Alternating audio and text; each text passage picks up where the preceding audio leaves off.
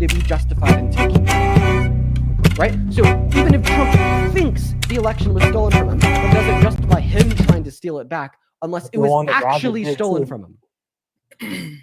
Everyone around him did too. So you're saying a bunch of fucking people were delusional, crazy, and insane? No, I'm saying... Come on. Dean, okay, I think you missed a bit of a caveat, Dean. Peyton, you said earlier that when Dean brought up the specific example of Donald Trump first day violating the Constitution, you pulled back and said, well, that had to do with quote unquote babies of immigrants, not you. Are you trying to say that you only would pull your support if Donald Trump violates the Constitution and then it specifically affects you? I am saying that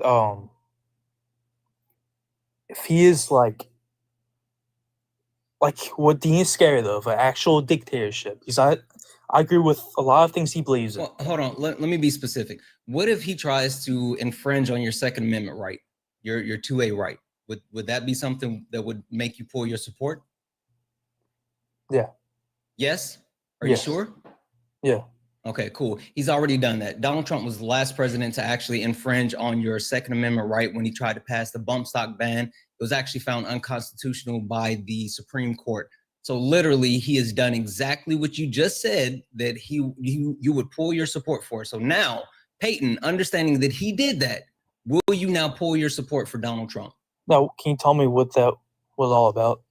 He actually tried to restrict the actual usage of bump stocks when it came to firearms, and the Supreme Court said no, you can't do that because you're infringing on the Second Amendment right of Americans, literally the constitutional rights of Peyton. I love the way you eat it up. That's crazy, bro. Oh my goodness gracious. That's I mean, but Peyton has to agree now, right? Dean, he literally just he set the stage. So Peyton, you agree with Dean and I, right? Yes, yeah. So you no longer support Trump? I never heard of that though. I don't know why I'm just hearing about it now. I'm not sure, but you should definitely check it out. He literally tried to do that. And then not only that, you remember who Mike Pence is, right? Yes. Yeah, he told Mike Pence that he wanted to actually take away people's firearms and then let them have due process later. Mike Pence said, no, you can't do that. And he said, well, sometimes you just have to do it because they're crazy people. Literally, he's tried multiple times to actually infringe on the Second Amendment right, and he doesn't respect your Second Amendment right. Well, that was with people that shouldn't be holding guns. Yeah, but still, he said, period. Yeah, literally, he said that he actually thinks that those guns should be taken and then due process later. But anyway, literally, if it wasn't for the Supreme Court, then he would have continued to violate your Second Amendment right. The Supreme Court had to stop him. So you no longer support Trump. Well, that had something to do with criminals. No, it didn't. No. You guys want to know something? It was everyone. Crazy? Can I share something crazy with you real quick, Santana and chat? Yeah. So have you heard about that white supremacist community, Return to the Land, where they where they bought land in the middle of Arkansas or whatever to build So while you're chatting to Peyton right now, I was just looking at my DM request on Twitter. The founder of that white supremacist shit reached out and said, quote unquote, "Hello, Dean. I'm leading Return to the Land, which has a white intentional community in Arkansas. Of course, I think it's morally fine, but many people strongly disagree. You seem like somebody that would be willing to debate the issue with me. Are you interested in that?" What the fuck? That's interesting. Yeah, what a weirdo. Obviously, what a weirdo. Obviously, what a weirdo. What the fuck? I have an unpopular opinion. What is that? I think that if they want to return to the land, fuck it, let them go. If you want to actually exclude yourself, then okay, cool. Black people aren't going to stop you. I mean, if that's what you want, just understand that you're ostracizing yourself. So don't try to, become a victim at a later point or say that you're, someone's taking something away. If that's the whole premise of what you're doing and you're going to isolate yourself and you're going to self-sustain and whatever, fine, perfectly fine. But don't come back and say oh, you guys made us do this or you took this away. No, okay. That's just, again, unpopular opinion. I'm like, do it. Let me ask y'all. Y'all think y'all are like way more popular with JD? Are y'all like kind of, I don't know, open to what he might have? Yeah. He's more intelligent and better spoken than Trump, but I do agree with that. Really fucking sucks still. Like I'm gonna be honest, like his abortion policy is kind of worse than Trump's. Because he doesn't just want it to be at the state level, he like supports federal bans, I'm pretty sure. Yeah, Vance is terrible. He's slightly better than Trump all around, but like the bar's in hell. I think he's worse. Well, maybe I don't know enough about him. I think he's worse because he's a chameleon, right? JD Vance has changed his name 3 times, right? JD Vance is not his name. He has literally changed his story. When you talk about, was it hillbillyography or whatever? Like he's portrayed himself as multiple things, and he is literally handpicked by Peter Thiel in multiple instances. And the thing that worries me about JD Vance is that he's willing to do or say whatever the person that is, I guess, quote unquote, in charge or power, whatever, wants him to do. That's why he was so quick to change from a never Trump guy to, the vice president. So that worries me that he doesn't have, not only does he not have moral fiber, but he doesn't have any real convictions of his own. That did, because I knew he was definitely he hated Trump for like 6 years, and then maybe like a year before 2024 he like started changing his mind. So I don't know. We appreciate you for coming up. We appreciate you for coming up, Payne. We're gonna go. He no longer supports Trump. He agrees. So, then also, because we were just talking about crazy white supremacists. I don't think I'm going to platform the owner of Land Back or whatever. I don't know. But there actually is somebody that I would love to platform.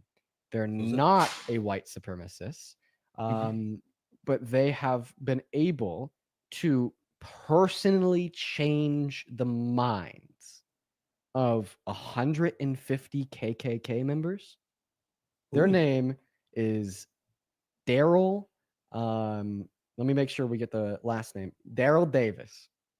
Daryl Davis. Daryl Davis is one of my icons. Daryl Davis is a 67-year-old black man, and he was a R&B and blues musician and activist. But what he's dedicated his life to has been to personally change the minds of literal KKK members, and then to go around and talk about, like his experiences with changing their minds, how he was able to do it, and like an insight insofar as how like a better tomorrow is possible. He has personally been able to disband multiple KKK chapters, and he's one of my icons. He's one of my icons. I'm looking at this NPR article about him. This is from 2017. So apparently he's been doing this for a while. Yeah, he's been doing this since the 70s. He was disbanding KKK chapters in the 70s. This is wild. How have I never heard of him? He is awesome. He's awesome. And I got the chance to meet him and the last time I was out in LA, and I actually got to sit down with him and talk to him for 6 hours. And he gave me his number on the way out. And I think I might reach out to him and see if he'd like to come on here so we could all learn. That would be dope. Let's be honest, Dean. We need more of that, because the way this alt-right pipeline is working, and the rise of different Schnauzis, and it's wild. It's really wild. Yeah. This is an interesting story. Holy crap. Yeah, I think he's a legend, just a total legend. Like I've dedicated the last 3 years of my life to trying to figure out how to change people's minds. And I have gained a very large following in the process, and a lot of people think that I'm good on it. Daryl Davis puts me to fucking shame. He puts me to goddamn shame. And that's why I think he's like the coolest person to ever live. That is wild. Holy smokes. I'm gonna have to check that out. I might reach out to him, try to get him on. Now, anyways, let's move on to the next guest. I'm gonna try to reach out to Daryl. That'd be pretty cool. That'd be awesome. That'd be a cool stream, right? That really would. And I think that's great information for everyone to have, especially because of the environment we live in, and especially for us who talk to these type of people all the time. But two, I'm sure that like him having that reach, other people are gonna hear something, so it'll pull them away. So anyway, we can talk about it later. But that's cool. No, it is. And his story's really interesting because like he like another fact about Daryl Davis is like he's like friends with like the people that he pulled out of the KKK. And the way that he was able to pull them out was by being their friend. He befriended the chapter leaders of the KKK. As a black man, he became their friend, and then as their friend was able to convince them to leave. And now there's like he used a lot of music as well. Yeah, it is like one of the most like compelling things ever. Scotty, what the fuck is your bio? How'd you lose tic-tac-toe, bro? I remember that. How'd you lose that, bro? Lock in. If you know, you know. If you know, you know. Stop talking, Scotty. We're going to move on to the next guest. Everyone, just give us a minute. Let's go to get that next Trump supporter loaded up in here. Do be patient, you guys. Do be patient. We're going to go to get Harper. Can I just say, W's in the chat for Kat. Kat, thank you for the 25. I will always stand up for our community. Thank you. As well as, let's see, Annie, thank you for the $50 over on YouTube. This was from a while ago, but I still want to be able to read it. The quote-unquote temporary embarrassed millionaires, quote-unquote, are on your side guests. Y'all vote against your own best interest because you think you'll be Jeff Bezos, rich any day now. Dude, I've heard a lot of people like kind of share that sentiment. Yeah. As well as Warsaw with the $10 saying that would be awesome to see. Oh, I agree. It would be so cool.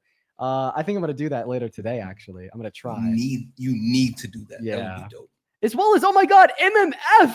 Dude, with another $100. MMF, that's like $300 today. Seriously, thank you so much for the love. That is like so much love. Holy shit, MMF. Let's get 1,000 MMFWs down below in that chat, literally right now. Thank you so much for another $100, MMF. MMF says, Dean, you've done so much to help my teen son learn about politics, and he watches you every single day, as do my wife and I. Loud background noise. Keep up the amazing work and hope you only grow.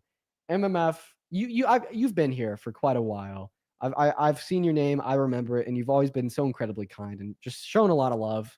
I really appreciate you for your kindness and your generosity. And if everybody could please show some love to MMF down below, I'd really appreciate that. As well as Courtney with another $17. Thank you for the love, Courtney, and Melissa with a $1. As well as Sarah with the $5 over on Venmo. Thank you so much, Sarah. That is incredibly kind. And then Azrael with a $10 on YouTube Super Chat. Fennec with a $20. Thank you guys so much. Okay. Hey, welcome in, Brett. Do you support Trump? I don't, and I don't know how I got up here, but right on. No worries at all, Brett. Hope you have a good rest of your day. Let's go and move on to the next guest right now. Hop in that queue if you support Trump and you want to come up here and have a conversation with me and Santana.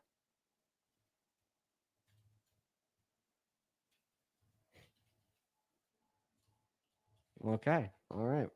By the way, chat, I see a couple of y'all talking about tic-tac-toe. Knock it off. That is a banned topic. You don't have free speech. Okay? You don't have it. I've taken it away from you. I'm restricting your speech. What's up? Do you support Trump? Hey, guys. Yes, I did vote for Trump. Yeah, how old are you? 31. Perfect, man. You're breathing on your mic. If you want to try to prevent that, that'd be sweet. But anyways, why do you support Trump? My issue, I'm out of Chicago. My issue was at the time mainly for the Palestinian issue, because I remember back during the National Convention, for the Democratic National Convention in Chicago, which is home to one of the largest Palestinian American populations in the U.S., Harris at the time, she didn't even allow a Palestinian American speaker on stage. That's also sent out a lot of message. Their voices were not the priority. Did Trump also, allow a Palestinian speaker on stage? No, but I'm just trying to make a point as to when I was independent. And that's what swayed me at the point, because unfortunately for me, people can call it propaganda or this or that, but and wait, hey, just to clarify, you're time, saying that she wouldn't even place an embargo on him. Just to clarify, you're saying that it's not that you didn't vote for Kamala, you actually voted for Trump, right? Yes, I swayed. I was independent. And okay, I swayed. all right. I was just making sure. Sorry, go ahead. And how's that going for you? No, I'm just trying to make a point as to back in November that's what was going on, though. I mean, when I how's that going for you? So, do you feel like infinitely guilty? I don't feel guilty. I feel manipulated. I think that's the better thing. I think I'm gonna be honest. I think you should have some shame. I think you should have some guilt. I get it. Kamala Harris was pro-Israel. But just listen to me. Just listen to me. Thank you for at least admitting that. I get it. For admitting that. Kamala Harris was pro-Israel. The Democratic institution has a lot of fucking issues. One of their biggest ones right now is shilling for the green from Israel. Okay. All right. We agree. Right. We're not institutional Democrats here. We're not. But to say that Trump was the same or better, have some fucking shame. When it comes time to hit that ballot box every 4 years in November, your role is not to vote for perfection, it's to vote for progress. That is the only day out of the year. That is the only day out of every 2 and 4 years where you put what you want aside and you vote for what is the most progressive. Okay? The perfection, the idealistic goal, all that goes out of the fucking window, and you vote to make the material conditions of those around you and those in the world better, right? Now, the other 3 years, that's where you get better people in the primaries. That's where you get better congressmen and women. That's when you advocate for more socially popular beliefs to ensure those running for the presidency every 4 years are as good as possible. But god damn, dude, when we're talking about Palestine, Trump was worse and is worse today. And I will never understand the perspective of voting for Trump because Kamala Harris was pro-Israel. But Dean, you gotta understand, I think a lot of voters vote on urgency. Don't you think as well? It was urgent that we reduce the harm to the highest extent. No, I'm just making a case. But can you agree that a lot of voters vote on urgency as well? Many voters. What do you mean on urgency? Especially independent. I think the problem what happened with the Democratic Party is they lost a lot of independent voters. They got a lot of independent voters. Okay, why are you not responding to my argument? Categorical error. You told us that you support Trump because of Palestine. I just gave you an argument that demonstrated that you should have voted for Harris, even though she was pro-Israel. Donald Trump is worse for Palestine and disproved it. What is your response? My response is, come here in the midterms. Who are you going to tell me to vote for and convince me to at least listen to? Come on, you're still change pivoting. my mind. You're still pivoting. We are talking about your support for Trump today. That is the topic of the live. Read the sentence. Do you still support Trump? You said I do, and that's because Kamala Harris was pro-Israel. Please respond to my argument, sir. I'm challenging you as to back in November as to why people voted that way. Okay, that's what you're not responding to the topic of the live. The party. So I will give you a very clear option to engage with. And you said it best. The Democratic Party is broken. To my argument, or I'm going to move on to the next guest. I have some really quick form. Please answer what Dean is saying because I have something. I do have shame. I have shame in that, but I'm just at least mentioning some of the things as to why I voted for that in November. That's what I'm saying.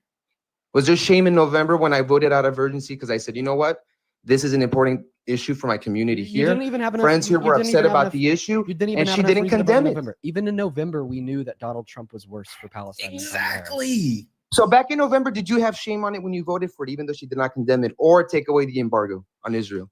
So when I voted for despite what happened. No, I didn't have shame in voting for Kamala I have shame Harris. Today, yes. Listen, I have shame today, yes, I do. I didn't have shame in voting for Kamala Harris, but just because I didn't have shame in voting for Kamala Harris doesn't mean that I wish she was better. Okay? But the reason I didn't have shame when I voted for Kamala Harris was because I knew I was making the best choice I could. Why should I have shame for making the best choice I could? Exactly. And can I just say, like, I think a lot of people, especially the pro-Palestine people that opted to not vote. Like, I understand that's a complex issue, and there's a lot of different feelings about it, which is why I'm, had the clarifying question for you. It's not that you opted not to vote for Kamala Harris. You actually opted to vote for Donald Trump, which is a completely different can of worms.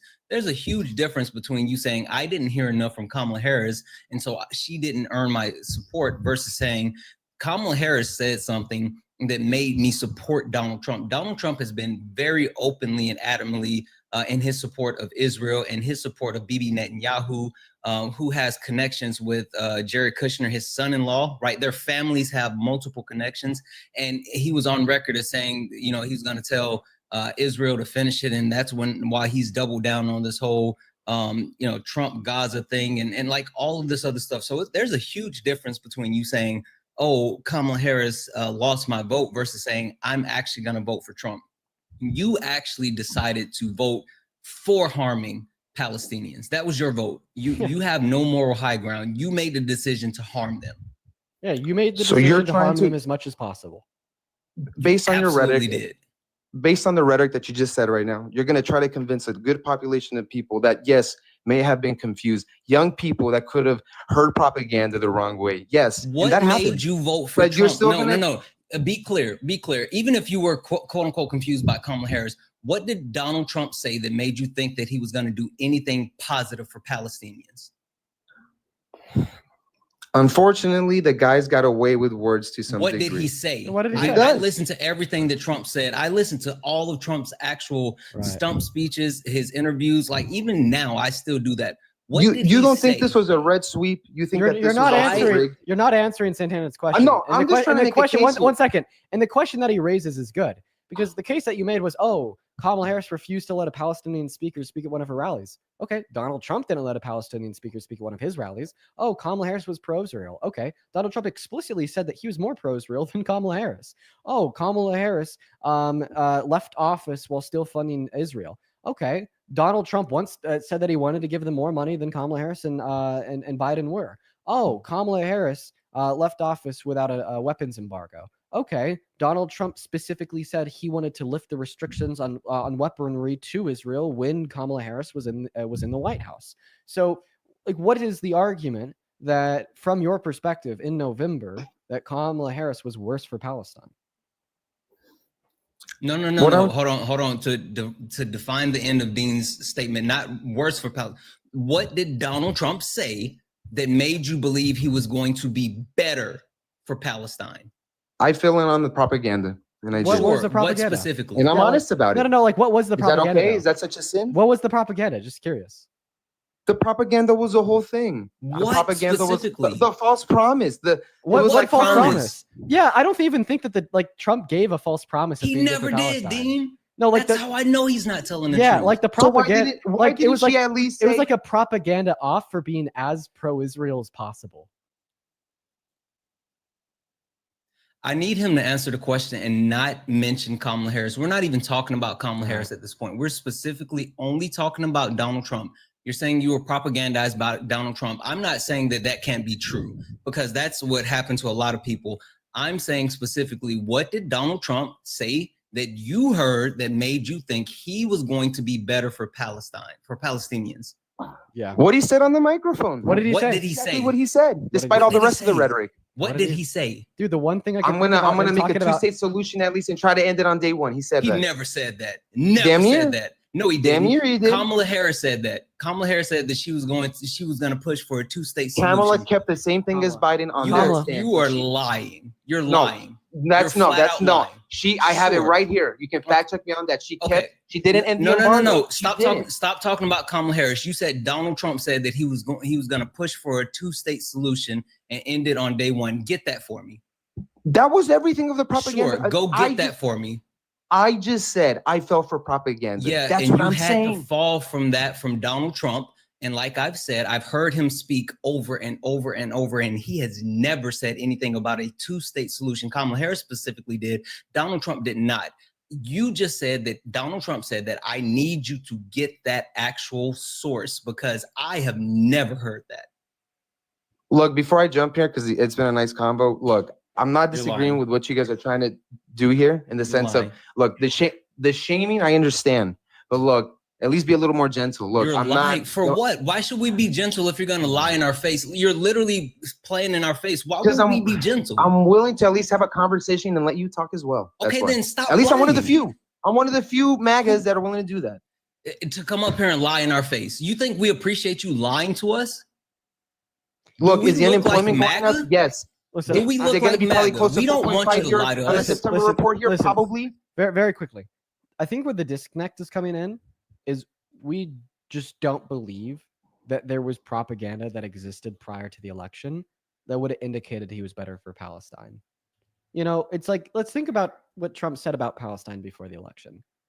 He used Palestinian as a derogatory remark and referred to Biden as a dirty one. He said that Kamala Harris was going to have jihadists as her foreign affairs ministers, and we're going to be radically pro-terror and pro-Palestine. He would bring up pictures of like people protesting for Palestine, and he would call them all terrorists, and he even said that he wanted to deport pro-Hamas terrorists. That's something he ran on. He ran on deporting quote-unquote pro-Hamas terrorists. And he said that he wanted Israel to finish the job. He said that a bunch of shit, but all of this shit was along the lines of just being as pro-Netanyahu, as pro-Israel as possible, right? He never showed sympathy for Palestine. And let's not forget that he literally hosted Bibi Netanyahu at Mar-a-Lago prior to the election. He literally hosted him, and at the same time, while hosting Bibi Netanyahu, posted on Twitter, both him and Bibi Netanyahu, about how they wanted to continue to build the friendship and relationship between Israel and Donald Trump, and how much that he actually supports Israel. So even if you were talking about that there's some type of propaganda, Donald Trump was openly and adamantly in support of Israel and Bibi Netanyahu prior to the election. So I keep saying, if you say, oh, Kamala Harris lost your vote because she didn't actually take a firm stand, cool. But you literally said you voted for him because he was pro-Palestinian, and that's not true.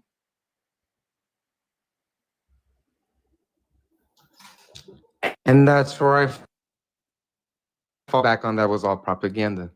Okay. All right. This conversation is not going anywhere. That's what I'm trying to say. At the time, and I hope you have a good rest of your day. Matt, thank you for the $5 over on Venmo, saying please read out loud. Guest voted for Trump due to self-imposed propaganda. You know what? You're probably right, Matt.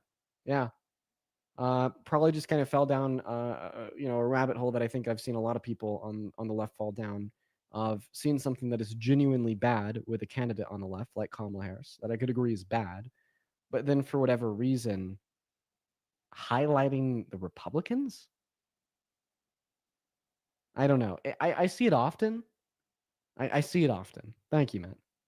Sarah with the $5 over on Venmo as well. Thank you so much for the love. Saying please post something telling us when/if Daryl Davis joins you. If he does so, I absolutely will.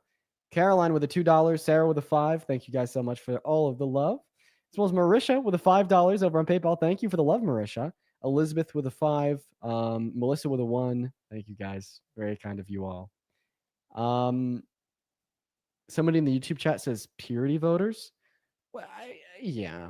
I mean, I can kind of understand why maybe somebody wouldn't want to vote for Harris in the last election.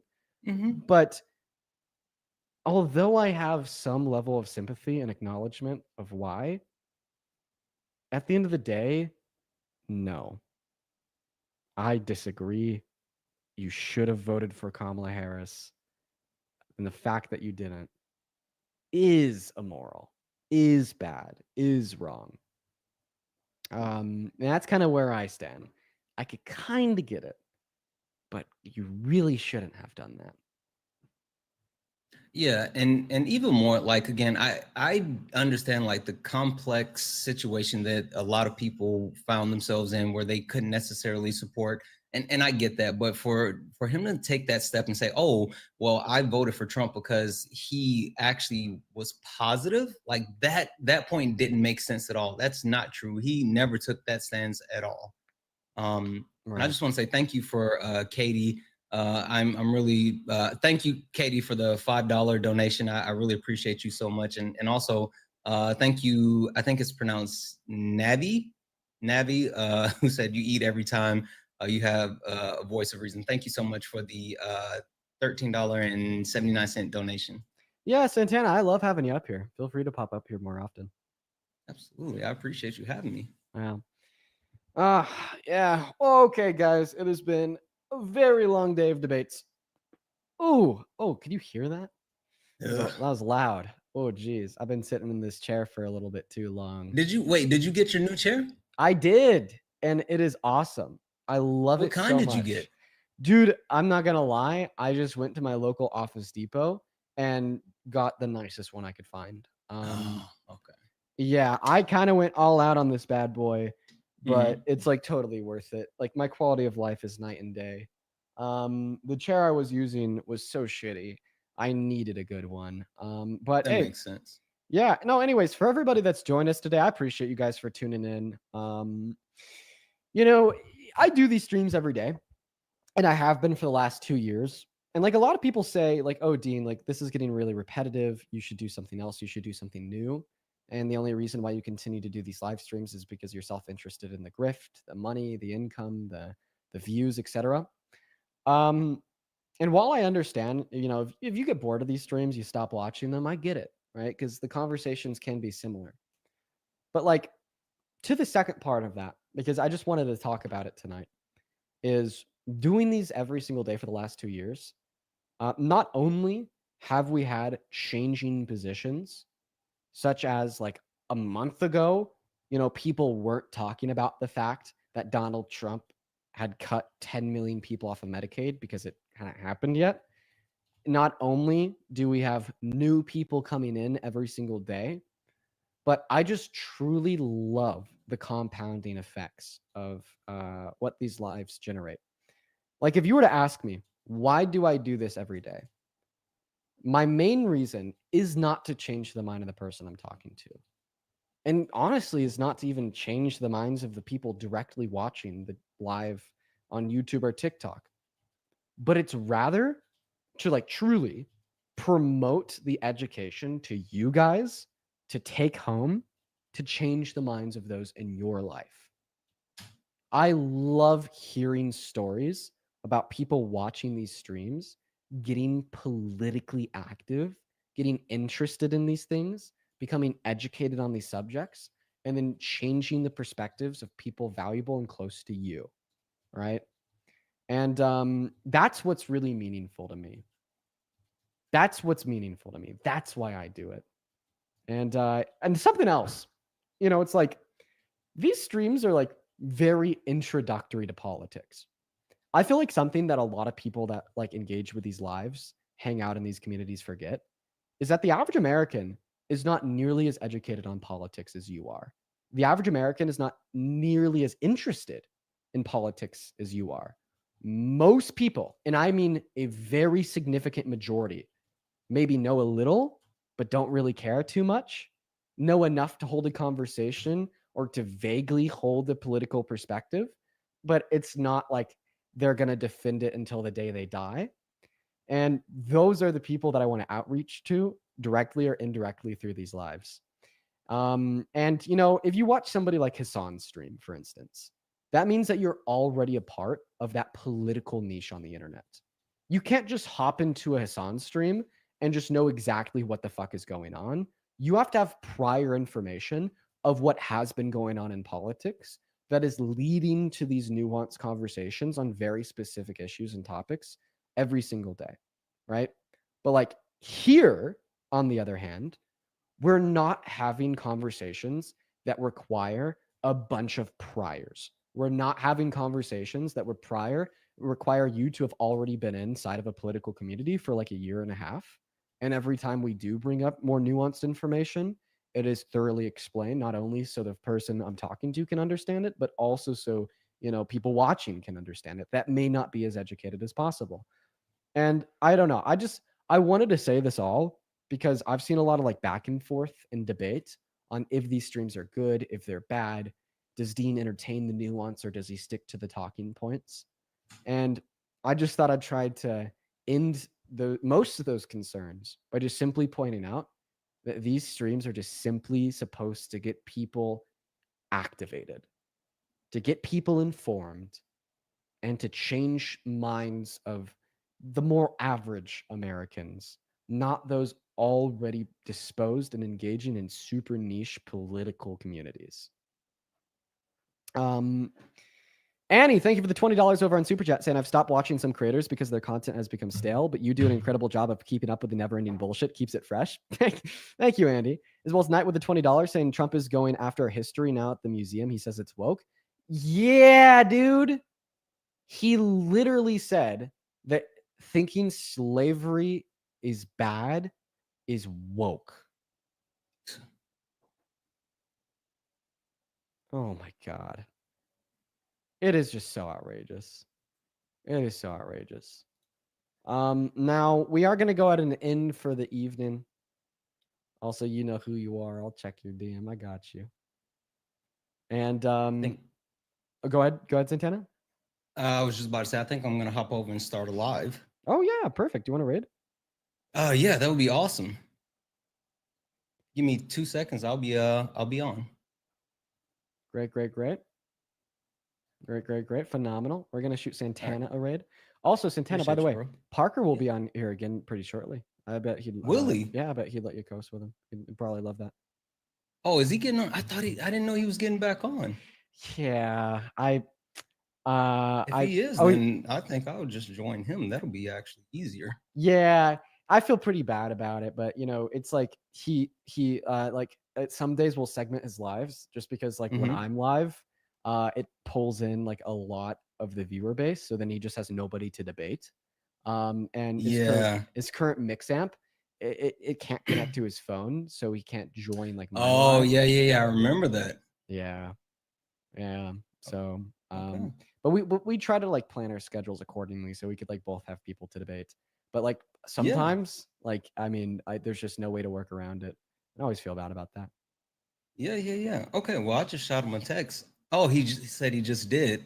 All right. Well, in that case, Ray Parker, I'm gonna go hang out with him then. All right, you got it, man. Santana, I appreciate you for joining as always. You were awesome. And if you want to find Santana on YouTube, it's at Santana Speaks for everybody over there asking. Now Holy smokes, I appreciate it. Of course, man. You take care. I'll see you later. Peace. Awesome. For everybody hanging out with us on TikTok, if you haven't had your app time. What's good, everyone joining in? What's good, everyone joining in? Santana is actually going to join us for a bit. What's good, everyone joining in? Do tap that screen. Do share the live. It will help get it out to more people. What's up, everyone joining in? What's up? If you're on YouTube, make sure that thumbs up. If you're on TikTok, tap that screen. It will help get it out to more people. What's good, everyone joining in the stream right now? How's everyone doing today? What's up? We were on live for about 4 hours earlier today. We're going to do it another 2 hours right now. What's good, everyone joining in from Dean's stream? What's up? What's good, everyone joining in?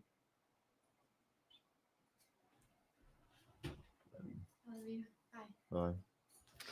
All right, everyone, tap that screen. What's good, everyone? What's good? We're going to start getting some debates up here in a second. Only send a guest request if you meet the set of criteria on the screen, everyone. We are just looking for some debates.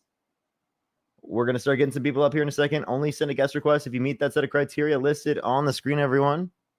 Only send a guest request if you meet that set of criteria listed on the screen. Let's get some people up here real quick. Only send a guest request if you meet that set of criteria on the screen, everyone.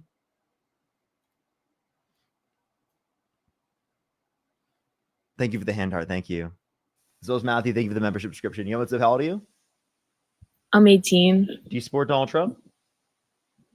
No, but I want to say I really do like. Appreciate you so much. I really appreciate you very, very much. I am just looking for some debates right now. I have only 2 hours on the stream, so I do got to get some debates running up today. Silent, thank you for the $20. Thank you so much. I really appreciate it. Thank you. You know what? I think I lean towards that or Christmas, honestly. I just what I grew up with, what I like the most. I do like Halloween. You know what's up? How old are you?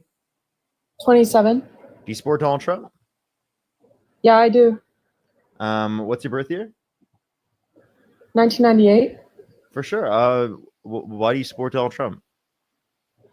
Because I'm a Jewish American, and I think he's done more for anti-Semitism than the other administration has. Okay.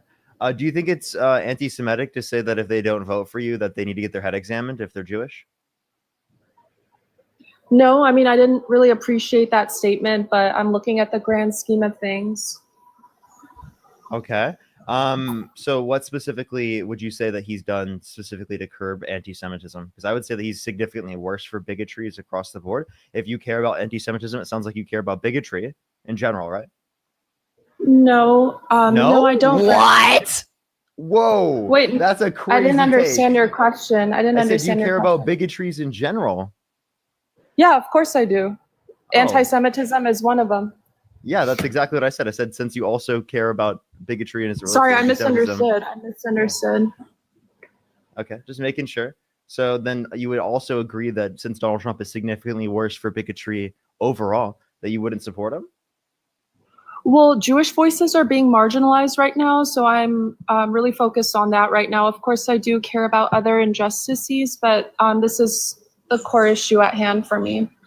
Okay, and what does Donald Trump do specifically that makes you overlook all of the other bigotries that Donald Trump causes? No, I just said I don't overlook it. But do you realize Jews? How? Because it is the case that you're willing to say that because it is the case that even though Donald Trump perpetuates marginalization amongst plenty of other communities, right? Because it is the case that you see him as better, specifically when it comes to curbing anti-Semitism, you're willing to overlook all of the marginalization that he causes in order to say that, like, this is a reason as to why you would support him, correct? No, I think you're kind of speaking for me, but did you know 70% of religious-based hate crimes in America are attributed to Jews? No, I did not know that, but that's incredibly like sad to hear. Like, I think anti-Semitism is a huge problem in this country. I think it's something that needs to be addressed. I don't think that Donald Trump is better at curbing anti-Semitism. And I'm really can I give you an example? Can I give you an example of what the Biden administration did that I didn't like? Go ahead. There was an Adas Torah synagogue attack in Los Angeles where a mob came in and attacked Jewish people for no reason, and he completely dismissed it, and he didn't take any divisive action to combat that attack and the general bigger issue of anti-Semitism. So what do you think he should have done? I think he should have called it out at the very least, and maybe... Did he not? Yeah, he did, but not in the caliber... So explain to me what he should have done specifically. Because you said he should have called it out, but he did call it out. So I'm confused as to what... Yeah, he should... Also, what she said wasn't true. He should make policies that make anti-Semitism not happen. You know, if it's... Like which policies did Donald Trump support that he didn't support that you think would have been a better response? Donald Trump speaks out against anti-Semitism, and he's willing to deport individuals who are anti-Semitic. Oh, so what specific anti-Semitism was he deporting people for? Because he was detaining people for just saying free Palestine. That's not anti-Semitism. No. Do you realize anti-Semitism on campus is a huge issue? Do you think saying free Palestine is anti-Semitism? No. But okay. Then I'm confused. Why are people being detained without due process like Mahmoud Khalil, right? Because it is the case that he says free Palestine. Explain to me why that's the case. That doesn't sound like an attack specifically towards anti-Semitism. That seems like an attack at pro-Palestinian protesters. Because he was rightfully deported, and I don't know why that was undone. But wait, rightfully deported? Wait, he was in the country. He's in the country legally, and specifically, Donald Trump detained him without due process for over 100 days, like his administration. What are you talking about? He was spewing H group propaganda. What H group propaganda? What do you mean? What H group propaganda? Have you heard him before? I'm asking you. Answer. Yeah, he doesn't believe in Israel's right to exist, and Israel's our ancestral home. That's not anti-Semitic. Yeah, if you deny Jews living in their saying Israel doesn't have the right to exist as a Jewish ethno-state is a completely justified claim. I believe that as well. How is that anti-Semitic? You don't believe in ethno-states. I don't believe in ethno-states. No ethno-state should exist. Do you exist. realize 20% of Israel is Arab? There's 2 million Arabs living in Israel. So do you not acknowledge that they want to keep a majority of the population Jewish? like specifically. Okay. That's an ethno That's state. because we can't survive without a country. Wait, that's like white supremacists in the United States We're not arguing. white. We're not white. Let me please explain. That's like white supremacists in the United States arguing to keep over 50% of the population white in the U.S. No, That's why? what they say here. No, we need Israel in order to survive. We saw what happened when we didn't have Israel. You don't. Yeah, we do. Hey, I just want to hop in and say she lied. She Can lied. you take him down? No, she lied. So I'm not as talking far to as you. the actual, hey, guess what? I'm a mod, and now you're muted. As far as the breakdown, as far as hate crimes, it's racial, right? Even looking at the breakdown for the from the Justice Department with the FBI statistics, 53.2% of all hate crimes in 2024 were based on race.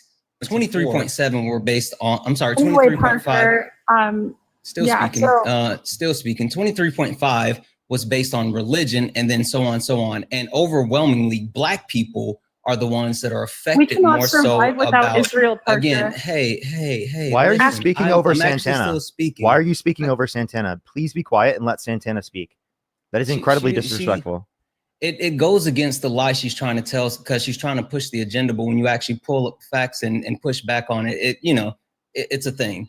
But the point that I'm trying to make is that no, it was Black people dealing with hate crimes, and this is not the oppression Olympics. So I'm not going to sit here and actually religious hate crimes. I'm sure. Again, I'm not going to sit here and try to engage in the oppression Olympics. The one thing that I will say, as someone that is Jewish, it's quite interesting that you guys, for some reason, have been absolutely victimized in the past. We understand this, in which I don't understand why you would ever actually advocate for anyone being persecuted because of your history. I know me as a Black man, understanding what slavery did to Black Americans, and it actually exists today. The effects still exist today. I would never want to put anyone through the type of things that my ancestors went through. And so for anyone that is Jewish to support Israel and what they're doing to the Palestinians is absolutely wild. Can I speak, you Parker? do not need a quote unquote ethno-religious state just to actually survive. It is not the 1930s. You do not need to oppress others. That's really not fair, Parker. I just want to say, can I speak? The fact that you only will talk to me is actually really sickening. Why the hell won't you talk to Santana? Why won't you respond to what he just said? Because he interrupted our points. We were on. What do you mean interrupted our points? He's specifically my co-host on this stream right now. How the hell you dare disrespect him in that type of way? That's fucking disgusting. I really, it pisses me off when people come up on my live stream or come up on live streams that I'm on, specifically where I'm co-hosting. Stop talking. I'll kick you off the live if you don't stop talking, and I have to keep muting you. The fact that people are so. Okay, well, you're going to get kicked now because you're just being incredibly childish, okay? The fact that people come up on the live stream and they will do this to the people that I have up as co-hosts, or they will even do it to me as I'm a co-host, is fucking incredibly disrespectful and rude, right? Why are you only engaging specifically with one person and acting like the other doesn't exist? I think that's incredibly disrespectful. I don't like that, and especially because Santana showed no disrespect to them at all. Zero.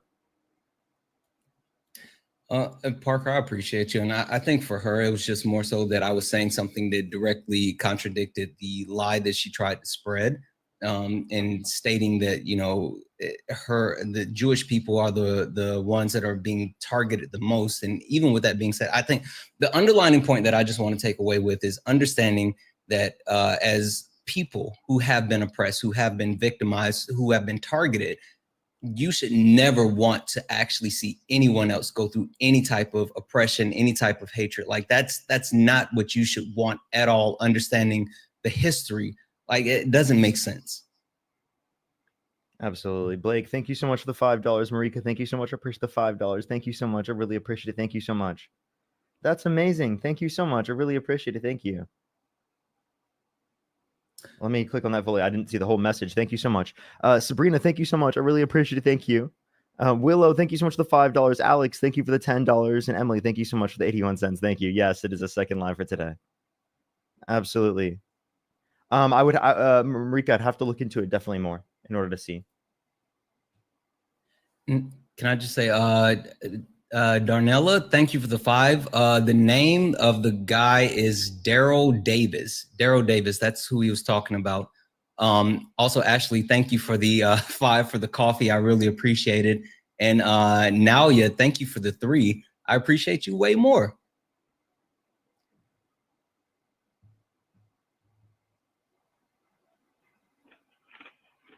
Yo, what's up? How old are you? How old are you? Harley, are you there? Let's go to the next person. Only send a guest request if you meet that set of criteria listed on the screen, everyone. We are just looking for some debates. Yo, what's up? How old are you? Hello, I'm 18. Do you support Donald Trump? Yes. Why so? Because of his economic policy and the fact that he pardoned Ross Ulbricht. Wait, why would you think that's a good thing specifically? Pardoning Ross Ulbricht? I asked you about both. Oh, okay. Which one do you want me to start off with? You can start with the first you said. Okay. So for his economic policy, it was pretty solid for me, right? Because before the election, I had plenty of money in calls for Palantir, Tesla, Bitcoin. All of them went up. I am easily 6 times richer as a result. And therefore, I really appreciate Donald Trump for winning and for the Liberation Day tariffs. I had a lot of money.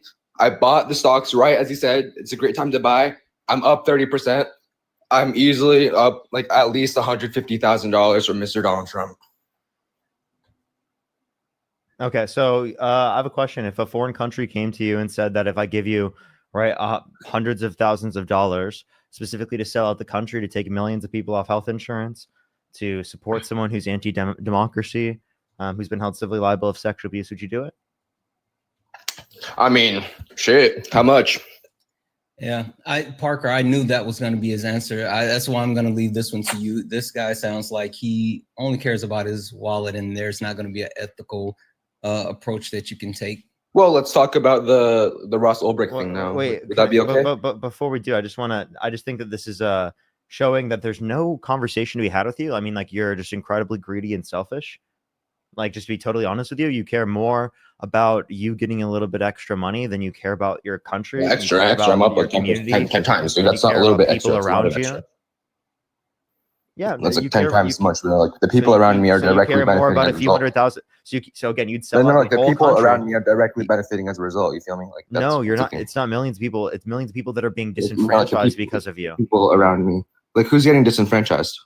Specifically, women in their access to abortion, rape victims in their access to abortion across the entire United States. Oh yeah, he's an asshole, dude. I fucking hate the guy. We can point to. No. I hate the guy. I hate Donald Trump. But I'm just saying, like.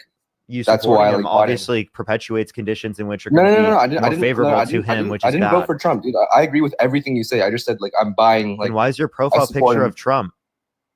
I support him because he's made me pretty wealthy. Like, it's 1-to-1. It's like, I don't really, it's not about, like, his policy. It's like, it's not 1-to-1. Hey, question for you. How much value do you put on a human life? Oh, Jacob, you're muted. Human life is like, you can't put a value on it. No. How much value do you, Jacob, put on human life? You can't put value on human life. It is like. You can. I know, Jacob, I've had conversations, I know people like you, Jacob, specifically. What is the line of demarcation for you as far as human life? Like, no, there is no justification. No, there is no limit on human life. You cannot put value on it. Okay, so if you feel like there's no value or there's no actual limit or justification, then how can you actually throw your support? I understand your wallet, right? I'm not even negating the amount of money that you've made, but the justification to actually support someone who is actively not only harming people, but causing people to lose their lives at a high clip. Like, isn't that something that at the very least you should say, I don't support this person, even if he is making you money? Like, why would you? No, sorry. You're completely right. I do not support Donald Trump, and unfortunately he has made a lot of money, so I can appreciate him for that. But like you said, honestly, like policies about like abortion, immigration, women's rights. If you could go back in time and either vote for Kamala Harris or Donald Trump, who would you vote for? See, like I didn't vote because I think Donald Trump is an idiot, right? And I also, if you could go back in time with the knowledge you have right now, and you could either vote for Donald Trump or Kamala Harris. Oh, I'd vote for Donald Trump because then I'd make money, right? If I voted for Kamala Harris, I would have lost all of it.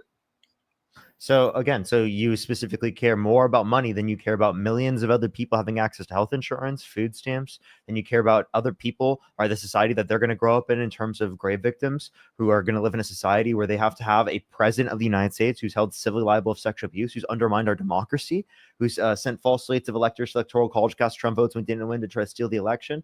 He also literally pardoned violent rioters on January 6th who beat police officers, and apparently you're able to overlook all of that because it is the case that you made some money off of it, right? Yeah. But about the pardons real fast. Can we talk about like his pardon of Mr. Ulbricht? Like that's one of the reasons you're really why do you support that so much? Because Ross was like unfairly convicted. He got way too much time for what he did. What was he convicted for? He was convicted for operating the Silk Road. And why you think he was wrongly convicted? Yeah, because the Silk Road, it wasn't like a drug marketplace. Or sorry, I can't say that word. It wasn't like a what's the best word for that? It wasn't specifically a marketplace for that. But people just chose to sell things on there. If say someone sells like a pound of like nose sugar on Facebook, does Mark Zuckerberg get put in prison? So I just want to let you know. So in terms of the situation, there was literally hundreds of millions of dollars that were laundered according to the Justice Department. Yeah, and there's like hundreds of thousands of dollars that are laundered on Facebook as well. Does Mark Zuckerberg go to jail for that?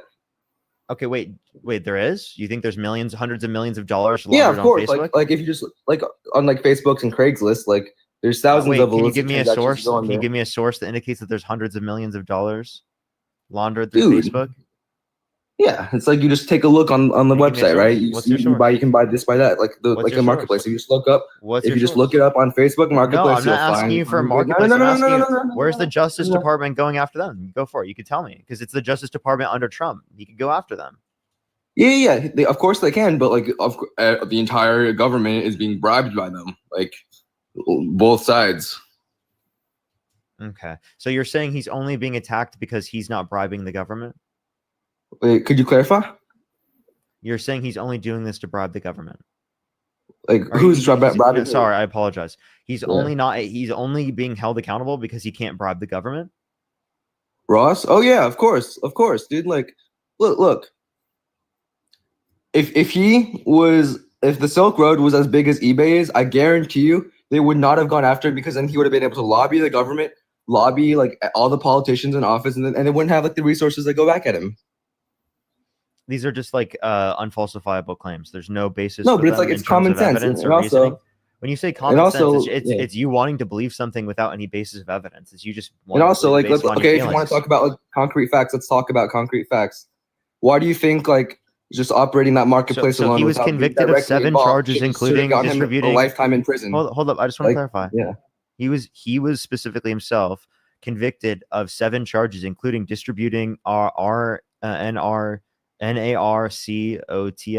TICS. I'm talking about distributing them by a means of the internet, conspiring to distribute them, engaging in a continuing criminal enterprise, conspiring to commit computer hacking, conspiring to traffic in false identity documents, and conspiring to commit money laundering. Oh yeah, but it's like a first-time non-violent offense. Why does that deserve him like a lifetime in jail? It's a first-time non-violent offense. Also, can we call out the fact that the FBI specifically said that he ran the Silk Road? Like he specifically created this dark web market for these actions to occur. So he might not have actually directly participated in it, in which in some instances he did. But like if you actually set up the framework for people to do illegal, harmful things, then you are responsible for those illegal, harmful things that they participate in. Like he's the one that gave them the platform to do this. It's not like he set up some innocent platform and then people actually took advantage of the platform and utilized it for some other way. It was not a DRUG platform. It was just like a simple, unregulated online marketplace. A dark net market. No, but for people, like, it wasn't literally. I'm looking at the FBI breakdown of it right now. It was a dark net market where people could actually find illegal agents to do different things. Like literally, it was set up for illegal activities, not one specific, but multiple illegal activities. It was a safe haven for you to actually say, hey, you know, I engage in this if you need this. I engage in this if you need this. It was literally brought this that. up as an accomplishment, by the way. This is laughable that you brought this up as The an pardoning, accomplishment. because like Ulbricht, I can't even imagine. Too much time. Like, dude, like I can't if even you imagine. like, This is you support- this is one of the best accomplishments Trump has got to this guy. Can you name me Trump's top 5 accomplishments? he pardoned Ross. He inflated my portfolio. You said what? And honestly, apart from that, I don't really care about your anything portfolio. else, What else? yeah, I don't like I said, that's like the only 2 good things Trump has done, realistically speaking. Like everything else he's done is terrible for the country. And so you're willing to literally harm the country irreparably because you benefit from it? Yeah. Okay, I have a question. If Trump went up to your 10-year-old daughter and said he'd date her in 10 years, would you still vote for him? I would beat the shit out of him. Would you still vote for him? No. But you'd made money off of it. Exactly. What if you would inflate your portfolio even more? I've already made my money. It's over. Like now I don't need to support him anymore. No. I've already made like it's like done. It's done. You feel me? No, I'm saying prior to you making your money. Oh, prior? Let me think. Yeah, I'd still beat the shit out of him. Like it's not. Would you vote for him? No. So you'd give up on the money? Yeah. I don't believe that. Yeah. Okay. So then why why wouldn't you give up on the money given that you did it to someone else's daughter? He didn't rape any 10-year-olds. He said he would date a 10-year-old girl in 10 years, and he was held civilly liable of sexually abusing E. Jean Carroll. He said he dated 10-year-old in 10 years. Yeah, you're okay with that? Yeah, I believe. Yeah, that's fucked up. No, I'm not okay with that. So would you still vote for him now, given that you have the understanding that he specifically said he would date a 10-year-old? No, I wouldn't vote for him now. I wouldn't vote for him now. Actually, no, Parker, you're right. Actually, I shouldn't have supported him because it's like. Well, I appreciate you coming up. Let's go on to the next person. Only send a guest request if you meet that set of criteria listed on the screen, everyone. We are just looking for some debates. If you want to support Santana or I, Venmo, Cash App, PayPal, link tree in the bio, as well as the description of the YouTube, as well as you can support me over YouTube Super Chat. Erica, thank you so much for the $5. Thank you so much. I really appreciate it. Thank you. Darling, thank you so much. I really appreciate the $1. Thank you so much. Willow, thank you so much for the $5. Thank you. Let's go on to the next person. What's up? Shayna, thank you for the $5. Susan, thank you for the $10 Super Chat sticker. And also, Camilla, thank you for the $5. Santana, this is my first time purchasing the Super Chat on your channel and definitely won't be the last. I hope you have an amazing day. Thank you so much. W's is going to the next person. Catherine, thank you so much for the $5. Thank you. Absolutely. I'll need it. Let's go on to the next person. Only send a guest request if you meet the set of criteria on the screen. Yo, what's up? How old are you? Yo, what's up? How old are you? This guy's so weird. Have you debated How am this I guy? weird? I came across him yesterday. You can talk to him, Park. He's just weird. You see, he has a picture of Johnny. Yeah, I know that. That's what I noticed. Because I cooked Dean in a debate. He won't actually like approach Johnny, but he has a thing for Johnny. It's weird. I don't know. It's weird. Have you been on my live before? No, it's because I cooked Dean in a debate. That's why the buddy below me is upset. What point did you cook him on? The fact that Donald Trump's 2 for 3, about to be 3 for 3. On what? What? Let's see, Cambodia and Thailand, and then Azerbaijan and Armenia, and now we just got Ukraine and Russia left. So let's go. Okay, the Azerbaijan and Armenia, that's not fully that hasn't gotten to the point of peace yet. What was the other one you claimed? Cambodia and Thailand. When did they meet peace? What do you mean? They're at a ceasefire. When? What year? The troops in Thailand are no longer unaliving the villagers in Cambodia. Thanks to Donald Trump, and the monks praised him for it. That's thanks to Donald Trump? And Dean agreed with me. It was a positive that he did. Yeah, I mean, I haven't seen this one yet. So sure, yeah, if that's true, then I would acknowledge that. I guess, what did he specifically do to cause that? He threatened them with tariffs. They agreed to an unconditional ceasefire? Very easily. Yeah, he threatened them with tariffs. They complied. And just FYI, as of 3 days ago, it looks like this actual quote unquote ceasefire is in jeopardy. There's a report that a Thai F-16 fighter jet has been shot down. So yeah, Like, yeah, let's see what happens. Yeah, what the hell? That's not something he can specifically say. Wait, so if you're saying he's responsible of the peace, then would you say that he's responsible for the conflict? No, you just told them to get their act together. So explain to me, why is he responsible for the peace but not the conflict? Because he's a world leader. Okay, and only world leaders can't be responsible for conflict? No, they can, but in this case, he's not. Why is he only responsible for the peace and not the conflict? He came to the rescue. He saw the issue and he solved it.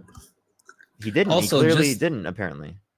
Just an FYI, looks like the different international communities have been more instrumental in making sure that they keep peace. Johnny wants to come up.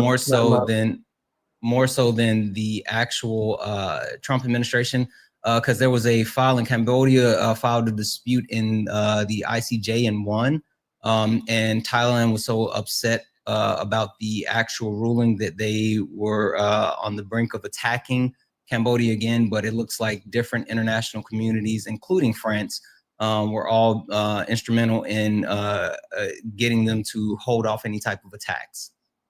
Oh, did he leave? No, I kicked him. Johnny apparently has an issue with that. I don't know.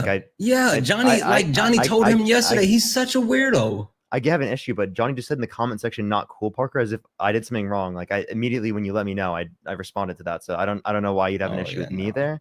There are plenty of people that join up with pictures of all of us differently, and I've never had someone have an issue with it when someone else specifically like had a picture of someone else. But thank you for letting me know. I don't know why you get mad at me for that specifically. That seems really weird to get mad at me for, but I understand given that like you were there specifically and that it affects you. So.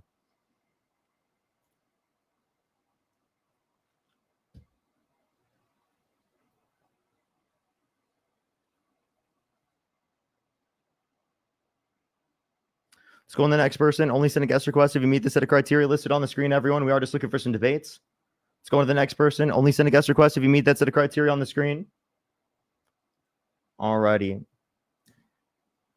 And chat, while we are waiting to get another person up, tap the screen. Let's go ahead and get the likes up to 500,000 likes. Also, I know Parker doesn't normally say this, but send your daily heart me. It's only one coin. It'll boost the live. Yo, what's up? How old are you? You guys read offside? Yes. Seems like they accidentally joined. Let's go on to the next person. Only send a guest request if you meet the set of criteria listed on the screen.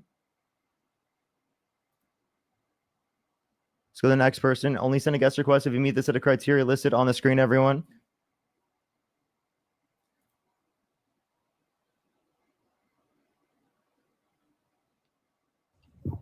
Yo, what's up? How old are you? 22. And Almost you support 23. Donald Trump? I do. Why so? Well, for one, I just didn't like the other candidate, Kamala. Kamala. And how old are you again? Sorry. 22. What month? October 2002. October 2002. Okay, so why do you support Donald Trump? I just trust him more than, well, like I said, I didn't like the other candidate. And I just trust him more with like foreign stuff like that, the economy. Okay, so like what specifically? So we'll start with the foreign stuff, I guess. I just think he's better at keeping the peace than, well, obviously than Joe Biden was, and than Kamala would have been, basically. Kamala, or you can say Harris. There's nothing wrong with Harris. I mean, we say Trump, Obama, Bush. You can say Harris for some reason if you have an issue with saying Kamala. Also, I'm just trying to understand by what premise do you think that Donald Trump actually has the ability to quote unquote keep the peace better than the Biden-Harris administration, understanding that Joe Biden has what 40, 50 years of international diplomacy? I'm trying to understand that. Well, for one, he didn't do anything about the Russia-Ukraine war. He didn't even talk to Putin, right? He didn't have one conversation with Putin. Putin's a murderous dictator. What's your point? He's still a murderous dictator. Vladimir Putin had no interest in actually peace, right? We can take a look at the multiple ceasefires that were broken between Ukraine and Russia prior to Donald Trump having the sit-down meeting with Zelensky. But even if you want to talk about the possibility of what happened, hey, since Donald Trump and Vladimir Putin met in Alaska, how many times has Russia attacked Ukraine? Oh no, I'm not saying like he saw. No, I just need to know that. Do you know?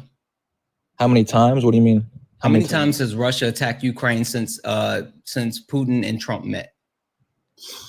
At least once. Twice. Twice, okay. How many times have Americans lost their lives at the hand of Russia since Putin and Trump met? How many Americans? No, how many times have Americans lost their lives at the hands of Russia since Putin and Trump met? 0. Once. How many times has Donald Trump actually spoken once. on? Sure, happened? hold on, I'll get to it. How many times has Donald Trump spoken on those Americans that were harmed specifically by Russia that were in Ukraine since Trump and Putin met? Oh, you're talking about the volunteers. Okay, that makes sense. No, I'm not. But again, how many times has Trump spoken on those people affected by the attacks of Russia since he and Putin met? He hasn't, I'm assuming. Exactly. So what I'm specifically talking about is the attack that occurred in Western Ukraine, where there's no fighting that occurs in Western Ukraine, but Russia specifically targeted Western Ukraine, understanding that Flex Limited, a United States company, is located there, and they actually bombed that area, where the company is located. One American citizen lost their life and 17 other people were massively injured. Donald Trump hasn't said anything about that. Putin literally went after targeting an area that he knew Americans would be affected. Putin has disrespected Donald Trump in every single instance, right? Whether it be him showing up to this summit and dictating how it was going to go, including cutting the time frame in half. They were supposed to have a 2-hour working session, didn't happen. They were supposed to have an hour lunch, didn't happen. They were supposed to take questions for an hour. They did it for 10 minutes. He brought his own vehicles there. He picked up and left when he was ready. He had, at every turn, told him like, hey, I want the Donbass region. I want Ukraine to actually give up. And I also want there to never be an instance where American soldiers step foot into Ukraine. So understanding why Joe Biden did not engage Putin in trying to actually, stop this is because Putin does not truly want to stop this. Putin wants to do one thing, and he said this over and over and over: reestablish the greatness of the USSR. That's his goal. And Biden understood that. Trump, for some reason, doesn't. Or now he does. I disagree. I don't think Putin would just come to Alaska for no reason. I get he's still attacking Ukraine, but I still think What was his demands? Putin's demands? Yes. He wanted the southern region, right? No, he wants all of the Donbass. Yeah, it's like the west and the south, right? Pretty much. He wants all of the Donbass. He wants to guarantee that Ukraine does not join NATO, and he wants assurances that U.S. soldiers will never step foot in Ukraine. So me personally, I think Trump should take that. That's just me personally. Because you're a Russian sympathizer. Cool. Yeah, that's why you think no? Because I'm worried about being at war with Russia. You're not. You're literally a Russian sympathizer. Can I tell you something? Do you agree that Donald Trump has given more power to Putin? Russian sympathizers, crazy. More power? How? I don't think so. Because they defunded Ukraine and then brought the funding back. So Ukraine having less funding to defend themselves would put them in a worse position to defend themselves, correct? Well, this is kind of a tough position for me because I don't give a fuck about Ukraine, to be honest, because they're not in NATO, like I said. But so then how do you feel about Trump? Then one, the Budapest Memorandum, we signed an agreement with them, and two, Trump increased the funding again. How do you feel? Well, that's what I was getting to. I get that we have to defend them. It makes sense. I mean, Bill Clinton kind of screwed us with that, but isn't that who did it? Bill Clinton. Okay, so what's your point? I'm just saying I think he's doing a better job than what's his name? Biden. But again, I just point to exactly how he gave Putin more power. Sounds like you're okay with giving Putin more power because you don't care to defend Ukraine. Correct. Well, I already told you that. Because he's a Russian sympathizer. How does that make me a Russian? Even if you didn't care about Ukraine, question for you: do you want a stronger Russia? Do I want a stronger Russia? I prefer not, but I'd rather have it. I'd rather have them stronger than us at war with them. What the fuck? Right, but listen, if you don't want a stronger Russia, while understanding that Russia said that this was going to take 2 weeks, right? When this started, they said it was going to take 2 weeks. And with the support of not only the United States, but NATO as a whole, this has gone on for over 4 years. And the only time Russia has made any type of progress is when Donald Trump specifically has pulled intelligence or resources from Ukraine. This is the only time that they've made any type of substantial headway. And then even understanding the biggest and most successful attack by Ukraine, Project Web or Operation Web, that occurred with Donald Trump not having the specifics as far as them getting ready to attack. Literally, Ukraine understands that they have to keep the White House at bay because they're acting against them in their best interest. And the only time Russia has done anything is when the U.S. pulls their support. Russia, their economy is collapsing. Their people are sick of it. They literally had to go get 10,000 troops from North Korea because they can't actually uphold their army anymore. They don't have the means to continue to fight Ukraine. So why wouldn't we keep supporting Ukraine and continue to weaken Russia when they can't hold up to Ukraine? There's no way they could hold up to the United States of America. Well, like I said, it's hard for me to sympathize with Ukraine, but I still think he's doing a better job. Please explain why is it hard for you to sympathize with Ukraine? Because they're not in NATO. Like I'm saying, like for us to support them. Wait, just because a country's not in NATO doesn't mean you don't sympathize with them, right?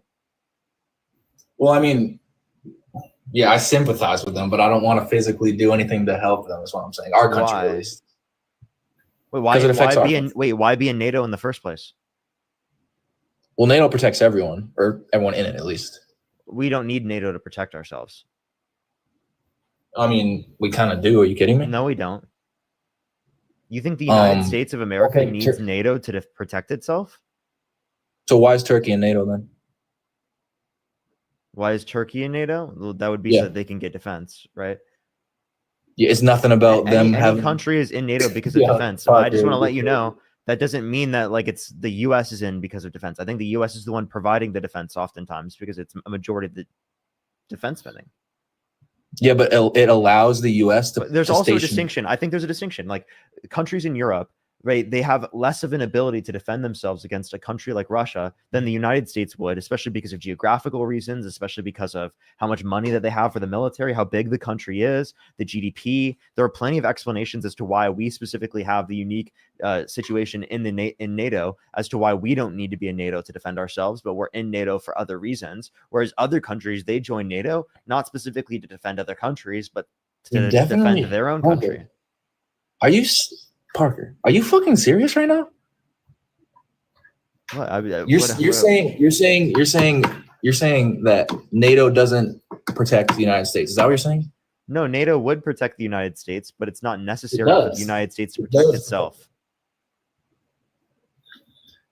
So you're I feel this is crazy. I don't think what I'm saying is crazy. It's seriously not necessary. You don't think Turkey being in NATO benefits the United States? Well, I think I get you're saying we don't. I think not in terms of the United States being able to defend itself from other people or other countries, but in terms of like specifically ensuring that countries are protected from Russia invading them, and we don't want Russia to have so much power. And you know what? The interesting part that I feel like a lot of people don't get, right? The reason why these countries want to join NATO and they seek NATO is not because, oh, it's such a great thing and we want to just be buddy and all this other stuff. It's literally because Russia continues to actually infringe on other countries' sovereignty. Like, everyone keeps saying, well, Ukraine shouldn't join NATO or Turkey or Poland or all this other stuff. But like literally, if Russia would actually stop trying to take over other countries, there wouldn't be a need to have them in NATO, right? That's the whole premise. Disagree. No, it's the entire premise. That's the reason why these countries. You're saying Russia is the only threat? No, I'm not saying Russia is the only threat, but I'm saying Russia has been a driving force That's why all of these other countries have continued to join NATO, because Russia has continued to threaten them, because again, Putin has doubled down, tripled down on the fact that he wants to reestablish the greatness of the USSR. And even more so, again, the reason why I've been saying this, that Trump got punked, is because literally one of Putin's top advisors showed up to this summit wearing a USSR sweater. They are laughing in Trump's face. They understand what they want to do, and they are still trying to actually achieve the end game, which is the reestablishment of the USSR. I mean, I still don't get where your point is. So you're saying Biden handled Russia better? Yes. Yes, definitely. So what about the fact that he waited until literally he was leaving office to like allow attacks on Russia? That's not true. Well, I don't know. I mean, like, I think we will acknowledge that he could have put the running shoes on a little bit quicker. But that doesn't mean that like he didn't do way more than what Trump would have done. Trump wouldn't have done anywhere near what he did specifically. And I think that what he did was really good, getting a bunch of countries in Europe specifically to help defend Ukraine. Santiago, thank you so much. I appreciate the $2. MAGA cries, the $5. Thank you so much. I appreciate it. Shasta, thank you so much for the $20. Thank you. Kelly, thank you for the $25. Thank you, Kelly. I really appreciate it. Ross, thank you so much. Thank you, Kelly, for the 25. Sorry. Thank you. No, you're good. Don't worry. Alex, thank you for the $10. Willow, thank you for the $5. So I guess, yeah, I wanted to re-ask him this question. What is the point of NATO from the U.S. perspective? Lisa, thank you for the 5 member subscriptions. Protect us and all who want to protect us and protect people who want to protect us, if that makes sense. Who do we need protection from where we can't protect ourselves on our own and we need NATO? Who we need protection from? I'd say probably China, Russia.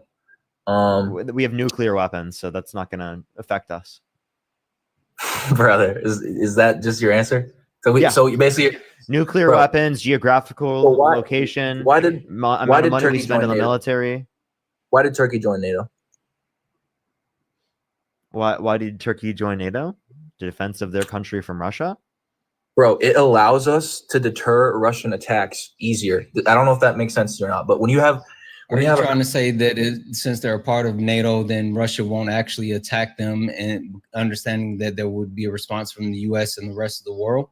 Well, but that's actually a good point. I was going to get to that after, but yes, I was going to say that say Russia fired missiles at, I don't know, fucking Texas or something. Turkey would be inclined to obviously shoot down those missiles before they even get near like past the sea. So that benefits us. Yeah, but again, it still goes back to the point that I made, that like literally the threat of Russia is a driving force for these other countries to actually join NATO, right? I mean, if Russia didn't actually, if they weren't the aggressor and continue to pursue, again, the reestablishment of the USSR, it would be less likely that these countries would engage in joining NATO. And yes, I think there are some benefits for those countries being in NATO. Not necessarily overwhelming benefits like they receive as far as the United States being in NATO, but I think that Russia has created this urgency for these countries to be a part of it.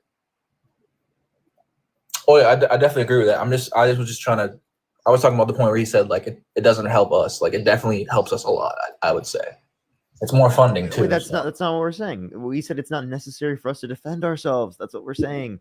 So if it's not necessary for self-defense, under your perspective, why do you think we should be in NATO? Because clearly, if you are only concerned in your self-defense and you're not concerned in the U.S. having allies in other countries in the world and ensuring that those allies are taken care of and defended, especially from Russia, then explain to me why you are in NATO.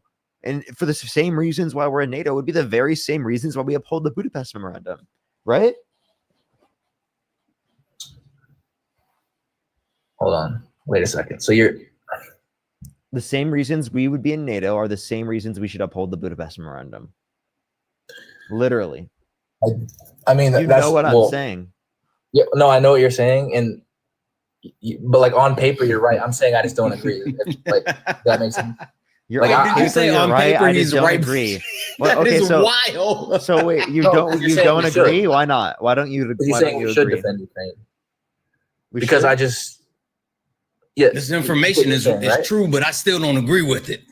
No, I'm saying it's a good opinion to have because on paper we're supposed to be defending them, but I don't think we should be. Is what I'm trying to tell you. Yeah, but like, why? Because I don't know anything about Ukraine. We don't really benefit from it. Like, I mean, the only thing we benefit from is like if they join NATO after. That's the only way I can see it benefiting us. But besides that, well, I mean, actually, one of the security assurances that Zelensky wants is, you know, that in itself. Yep.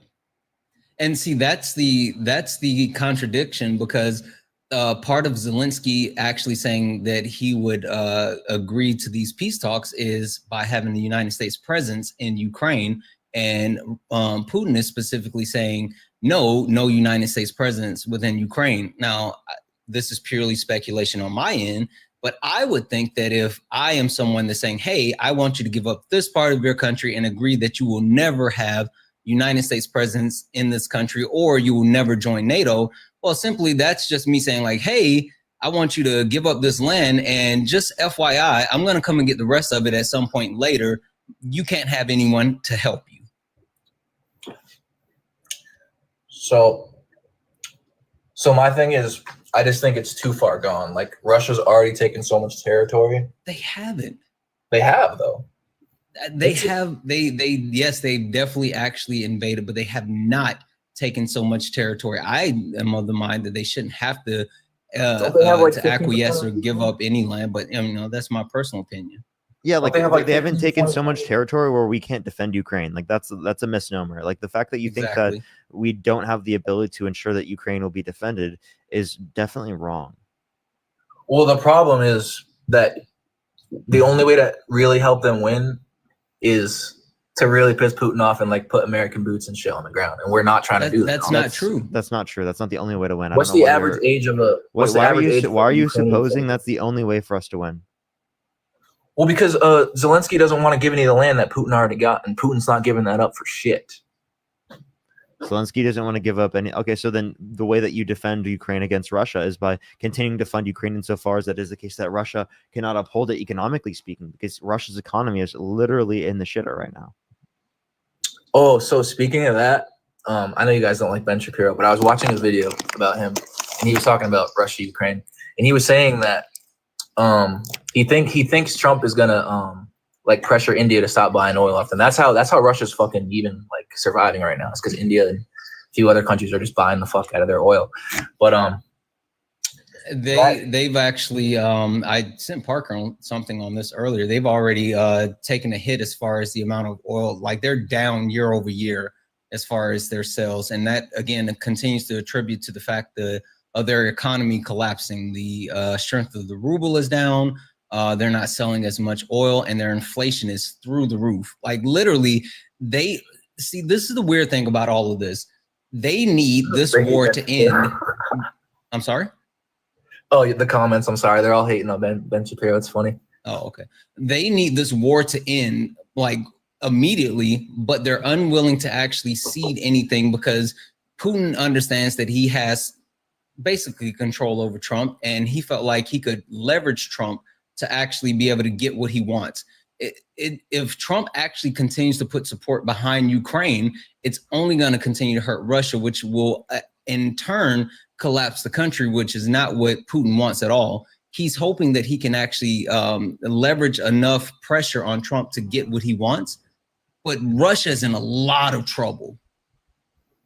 Well, my thing is if you just keep supplying them stuff, because like I heard like the average age of a Ukrainian soldier is like 50, like literally like 50 years old, 47 or something. Like everyone who like of fighting age has fled the fucking country. So it's like I feel like they're just slow. I don't understand what your point is. Do you think that Russia is going to be able to run longer than Ukraine economically, given that it's being backed up by the West and by the US? Or do you think that Russia will have to start ceding their pushing into Ukraine because economically they cannot maintain it? Well, I guess like the trajectory it's on right now, then no. But what was I gonna say? They wouldn't be better off economically more than Ukraine. But fuck, what was I gonna say? Okay, now? so then obviously, like, you would say that like Ukraine has a leg up, meaning that like if we continue the position we're in right now, that Russia essentially they realize they're fucked, and that if they want to save money, that their best set of options would be to step back, which they would have realized way earlier if Trump never got in office, because they realize that they have the ability to make this type of determination simply because we're not the ones to funding Ukraine, and there's some sort of back and forth on that of whether or not we're actually going to. And there's also a misnomer that for some reason the United States is like overwhelmingly supporting Ukraine. It's not. I mean, the different European countries have not only given more funds to Ukraine, but they've given more loans that are not, I guess, how do you say, they're forgivable or whatever. Like they've given more money, because the one point that Donald Trump doesn't like to speak to is the fact that a lot of money that the United States has given Ukraine is a loan, right? Ukraine has to actually pay it back. But the European countries have given more money that they don't have to repay, and they've put in easier, I guess, indicators or kickers or whatever you want to call it, so they don't have to return that money. So literally other countries are supporting Ukraine. It's just that having the United States as far as a military presence and the amount of old equipment that we can give them is super important. But even with that being said, since Donald Trump, even before Donald Trump got into office, different European leaders have made the decision that they were going to ramp up their military, ramp up their actual spending in military to be able to help support Ukraine, because they knew that Donald Trump was not going to be an ally. And they also understand the importance of not having a stronger Russia. You mentioned something that you tried to actually kind of speak to when you said, well, Biden only allowed the attack right before he was going to go into office. And I thought you were going to come back for that. But what do you know about that, Ty? So I don't know if it was attacks, the first attacks in Russia, but it was like a specific missile he was allowed them. Yeah. So why did he do that? Why did he wait is the real question. So could he have done that at any point? He should have done it. That's what I'm saying. Like, I think could he have done that at any point? Yes or no? Yeah.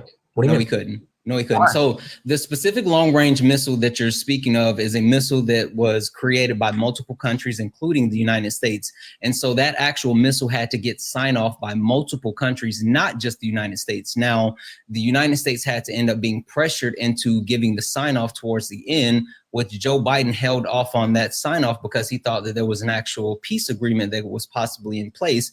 But then once Donald Trump won the election and he realized that Donald Trump was going to actually pull his support, then he went on and signed off with those other leaders like Macron in France and whoever the well, Trump never said he was going to pull his support. No. They knew how much. Well, Trump didn't say it, but Trump has literally actually done it in multiple instances. But the point that I'm making is that they understood that Ukraine wasn't going to have as much support from the U.S. anymore. And so they signed off on these long-range missiles that allowed them to strike further into Russia. And Biden finally said, okay, we'll do it, when he realized that he wasn't going to be able to get a peace agreement before he left office, and Trump was not going to push for one. All right, I'm going to ask you guys a hypothetical. So say Trump ends the war technically, but he's like, all right, sorry, like whatever Russia took, they're going to have to keep most of it because I can't do anything besides attacking them ourselves to get it back. Would you support that? If they were able to get everything, I think Ukraine said if they can get security assurances with the level of land that they have right now, that they would be willing to accept it. It's obviously just dependent on what Ukraine's willing to accept. Mm-hmm. So that's my thing. Like, why do you think that? Only Ukraine I just don't think that's my set of determination to make. I think that would be like Ukraine's. Yeah, I don't agree with that stance. I don't think they should have to give up land, but I also understand if they get other assurances that they want. Like, I understand, like with any negotiation, like both sides are going to get something they want, and both sides are going to like walk away feeling like they didn't get something. And whatever the balance is, like it is, I don't agree to Russia terms at all, because they're like overwhelmingly pro-Russia. Oh yeah, I was just asking you that because at least at that point people aren't fighting and dying anymore. That's why I was asking you guys that. All right, is there anything else you'd like to talk about, Arad? I mean, I'd like to talk about a subject I know more about. Sure. Well, what do you want to talk Why about? would you pick the one that you didn't know first? Wait, what topic do you know most about?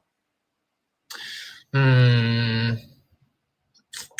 like that he hasn't regulated stuff. He's not regulating stuff. For I was business. hoping you'd say economics. Okay. Economics. What? I didn't even say economics yet. I said he's stopping regulations. Aren't relevant to economics? Well, I mean, they could be. They can be. Economic regulations? Jeez. There you go. If you're reading what this, economic regulations do you want to get rid of? Do I want to get rid of? Yeah. Well, right now, I mean, so like the water pressure's back up. You guys realize your sink's spraying better now, right? Oh, dude, it was fine either way. Like I wasn't having an issue. No, stop lying. Stop lying. Dude, what you think under the Biden-Harris administration that I had a difference in like how I live in LA? I'm fine. Just yeah, FYI, I haven't been able to see any change in my shower. Same here. I never saw any difference.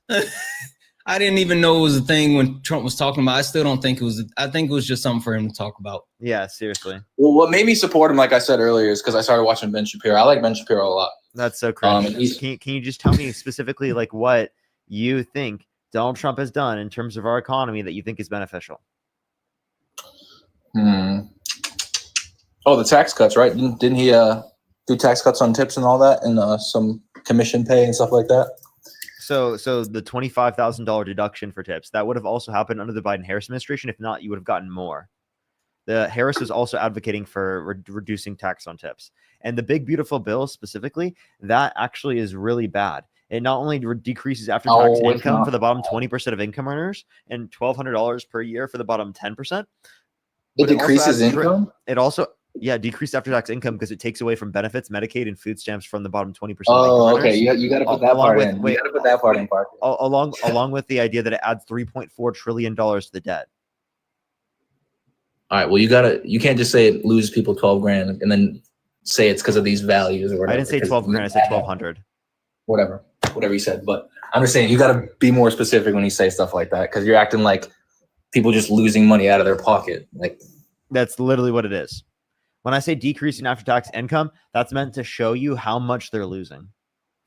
Bro doesn't know what decrease means. You said it was because of healthcare, and that's on average. That's specifically on average for the bottom 20% of income earners. Not all people within the bottom 20% of income earners are losing their Medicaid and food stamps.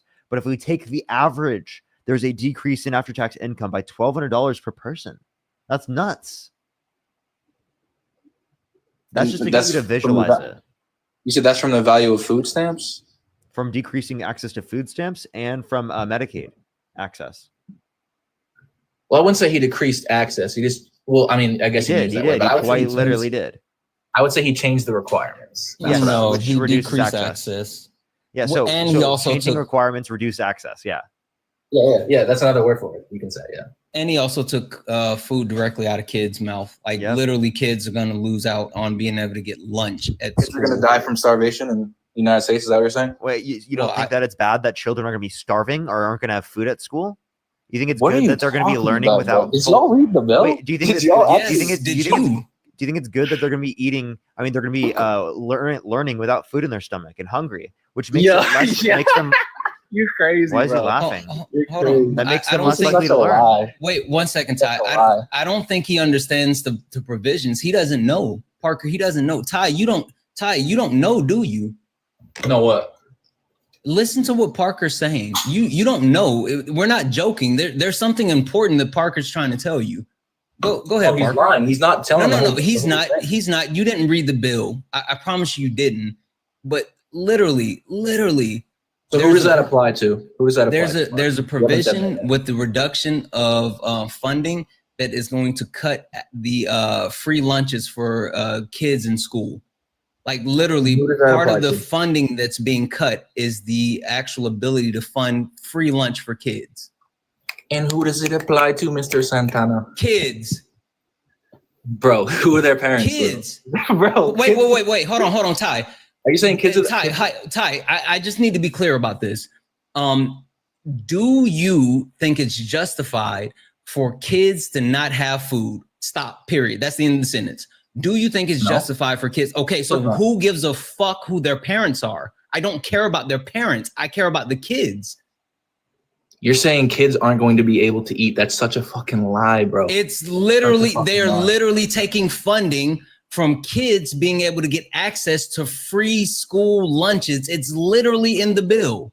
Yeah, but it doesn't have to do with their parents' income. Who gives a shit about their parents? See, that's where you got it up. Yeah. This is from the CBPP. It says making it harder for children to get school meals. When school-age children are cut out of a SNAP as a result of the federal funding cuts and cost shifts to states, they also lose automatic enrollment in free school meals and summer EBT. As a result, this bill would also cut federal spending on school lunches and breakfast by $700 million. The CBO estimates impacting 420,000 children every month on average. So are you saying kids aren't going to be able to eat their lunch? Is that what you're saying? Yes, kids are going to not have. They literally won't get money for school lunch.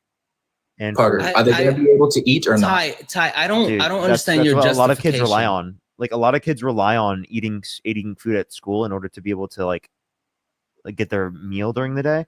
I knew kids when I was a kid, right? That would rely on school food in order to be able to live. I was literally one of those kids. Literally, not even hyperbole. Not even hyperbole. Like literally, I was one of those kids that actually depended on being able to eat free lunch at school. I depended on summer programs to actually be able to eat. If it wasn't for those summer programs and also the free lunch in school, I would not have been able to focus, concentrate in school. I would have been hungry multiple times. I'm literally one of the people that benefited from the free lunches at school, from SNAP benefits, from these social safety nets. Literally, the only reason I was able to get glasses when I was younger is because we had Medicaid and Medicare. Like, that's the only reason I was able to even make anything of my life. And you are someone that is advocating for that being cut. I don't care if the people, their parents make money or don't make money or work or don't work. I don't give a shit about any of that. It's not about the parents. It's about the kids. You're specifically targeting the kids. Kids. Seriously, you're going after children. Like, does that not, how do you You sleep guys at are night? amazing. Seriously, going after, how do you sleep at night going after children? Bro, you guys are incredible. I love liberals so much. This is hilarious. Like, you guys are saying I'm going after children. It's crazy. Dude, I'm sorry you don't actually listen to what we have to say. You just write it off as like, oh, haha, crazy, dumb liberals. Like, I'm serious. Don't just think of that. Stop thinking of it that way for 1 second and be like, dude, you're literally advocating for policy that cuts 400,000 children off of school lunches. 400,000 per month. Dude, I'm not some crazy liberal. You're cutting kids off their fucking access to food. That's all I'm telling you.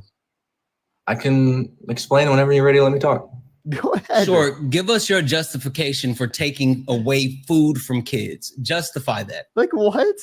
So I think if your parents are making enough money, they should be buying your lunch. So like I got free lunch as a kid, but my mom didn't. That's not the conditions you're changing. That's not the conditions you're changing. That already exists in order to be able to qualify for SNAP. Well, he increased them a little bit, right? It is the case that you have to make under a certain amount of money anyway.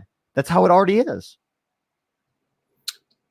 But you don't think there should be work requirements and stuff like that if you're able-bodied? Well, I think there were work requirements. They just made the work requirements harder to meet.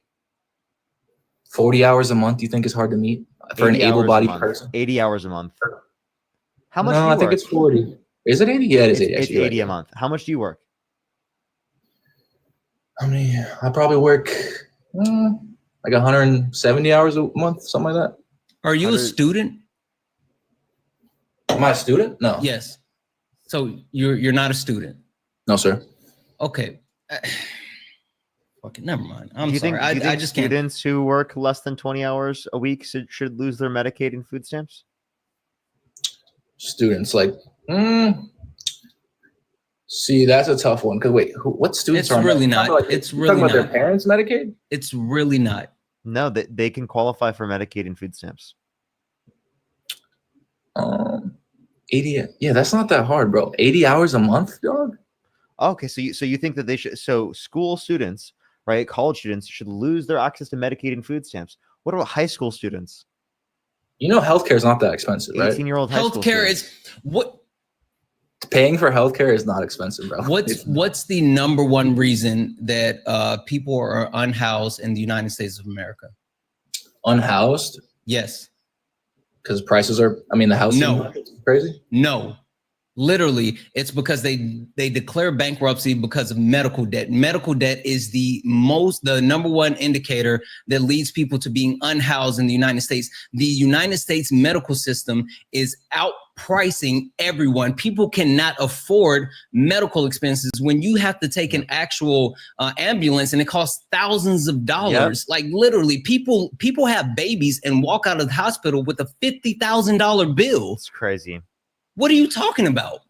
After their insurance? Yes. I've never heard of literally that. After your insurance. What? I've never heard of that. Sure, I have two kids. You could be right. I have two kids. And you can go look this up. And yes, I once got in a wreck and I needed to go 7 minutes from where I was on the highway to the hospital, and I had to get in an ambulance. It was the first time I had ever taken an ambulance, didn't know about it, and then I received a $7,000 bill for that 7-minute ride in an ambulance. That's not. You had insurance? Yes. What was your insurance provider? I think I rode 5 to 7 minutes one time after I got hit on a ski slope. And it is the case that that was $2,000 after insurance. I used to. I haven't skied since. Like I was literally going down, and someone literally going like 50 miles an hour down the hill, like just nailed me. All right, and I got taken to the hospital on a stretcher. Wow. So I've never. I literally travel to Canada often to pick up certain medication, because if I were to buy it here in the United States, a 30-day supply would cost me about $1,400. When I get it from Canada, a 3-month supply without any type of insurance costs me about $600. Literally. What is it? What are you buying? Medication. If I bought it here in the US, it would cost about $1,400 to $1,500 for 1 month. I go to Canada, get 3 months, and it costs about $600. And that's with no insurance. The actual difference between the healthcare system within the United States and other quote unquote first world countries is astronomical. The United States healthcare system, even with insurance, is still set up to put people in medical debt. Mm-hmm. You're saying you're saying Medicaid covers all that though if you just get Medicaid? Is that what you're saying, or? I'm saying that understanding that these social safety nets are super important in multiple instances, and your justification that people shouldn't have access to it is unreasonable. Not only is it something that's beneficial to everyone. No, I just don't think it should be free for everybody. That's what I'm saying. What? Yeah, I think it should. No copays, no deductibles, no premiums. I think it should be free at the point of service for people to get access to health insurance and healthcare in this country. Because it is the case that it saves lives. 45 to 68,000 American lives are lost in this country every single year due to lack of health insurance. Did you know that? Yeah, the fact that you could totally be completely done for in terms of your medical bill if you had medical bills. Hundreds of thousands of dollars of medical bills, no one can afford that. That will bankrupt anyone in this fucking live stream unless they're a multimillionaire. You could probably afford it, Parker. Anyway, I would get bankrupted by that. That it's ridiculous. No, the idea that any of us could specifically survive hundreds of thousands of dollars of medical debt is ridiculous. No one should have to. Speaking of that, one thing I did like, this is kind of fucking off track, but one thing I did like about Biden, I will say, is that isn't he the one that got rid of like medical debt on your credit? Actually, that's what Kamala Harris is advocating for, and for some aspects, it did. Like we've been advocating for that. Kamala Harris wanted to get rid of the effect of medical debt on your credit. In some states, we have that. They've advocated for policies to get this through. So, back to the college thing and like college. I thought it didn't include people in school. I didn't think it included people in school, but even if it does, at that point you might as well just pay for your medic. I mean, I pay $150 for dental and like full coverage for everything. So you don't get full coverage. I promise you don't have full coverage. I promise you go to the hospital, you go to the doctor, you have to pay some level of amount. Well, I mean, I'm paying the higher premium. Dude, I'm just telling you, you will save money if we did a universal healthcare system. You would literally save money. I'm not trolling. Literally. Yes, you would. And you have to increase taxes, bro. Yeah, and the amount you'd increase taxes would be less than the amount that you specifically currently pay. And you will pay in your lifetime. Because you, when you get older, whether you like it, wait, I just want to let you know. You, when you get older, whether you like it or not, at some point in your life, will rely on healthcare and health insurance. And you'll have to fucking pay. At one point in your life. That's true for every single one of us. At one point in our life, we will rely on that. That's why we have Medicare and things like that, because later in life, it is the case. And that's earlier in life for plenty of people. So please understand that it is a necessity for everyone to have healthcare and health insurance. And because it's a necessity, we should have it and we should get it so that we can save American lives. If you love America, if you're pro-America, if you're America first, how the hell can you be against providing healthcare to Americans? Like you're talking about this is like, dude, this is like basic shit that you should support. Like, think about this. The fact really that it was a crazy idea that when I watched Pokemon as a kid, that they got free access to healthcare. I thought that was crazy as a kid. I was like, no way. That's not like reality. How do they survive? How do they do that? And that's possible. And that's possible. We could have that. And we could have a You just said that we'd have to increase taxes though. Yeah. And it would be cheaper overall. It would not. Yes, it would be. I can send you a study that shows that I can show you a study that shows that Medicare for all would save $450 billion a year. It's because there's not a health insurer, a private health insurer. Listen. It's because there's not a private health insurer between you and your doctor. Because it is the case that they have an incentive to make money off of you.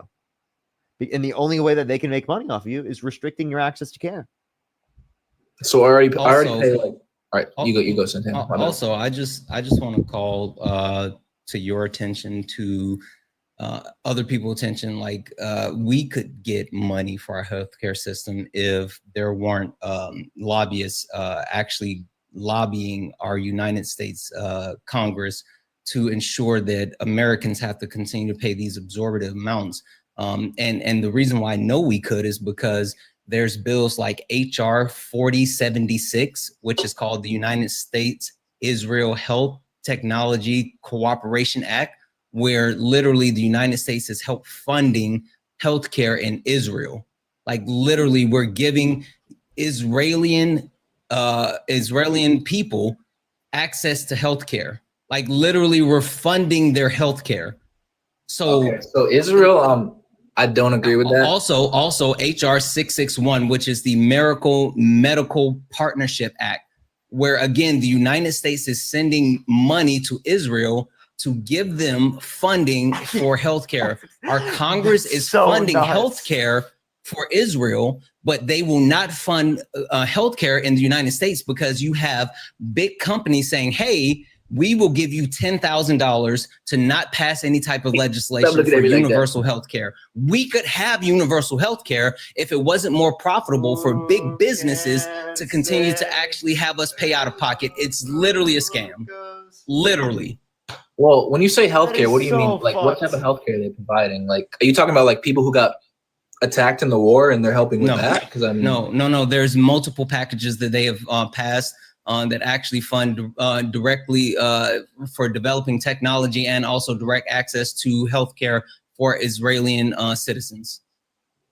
Oh, so you're talking about like research and like no, to give them access to healthcare, literally to give them access so they can go to the hospital, so they can go get checkups, so they can go get shots, vaccinations, which apparently we don't believe in here. They can go get vaccinations. They can go see the doctors without walking away with exorbitant bills.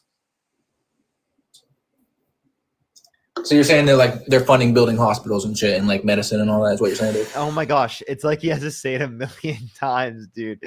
Fuck, dude. How many times are you gonna ask me? You're kind of beating around the bush. I don't know. Like, go just whenever you get a moment, go look it up. HR 4076 and then also HR 661. Just take your time and read both of those. How about that? Just whenever you get a moment, just go read it. No, I believe you for sure. We're gonna go into the next person. I think we'll have better luck talking to other people. Robert, thank you so much. I really appreciate the $1. Thank you, Landon. Thank you so much for the $5. Thank you. It's crazy. Sammy, thank you so much for the $10. Logue, thank you so much. I really appreciate the $1. Thank you so much. I really appreciate it. Thank you. Yes, literally, even if the parents are quote unquote lazy, that does not mean you should cut the kids off. Like, what the hell? It's nuts. It's nuts. Lovey, thank you so much for the $1. Thank you so much. I really appreciate it. Thank you. They said, I am the sole provider of the for my family outside of the government assistance. We need these benefits. I got bit by a dog and I couldn't go to get proper medical treatment because I knew my parents would be in crazy debt afterwards. That's fucking crazy. That's crazy. I'm so sorry to hear. That's fucking nuts.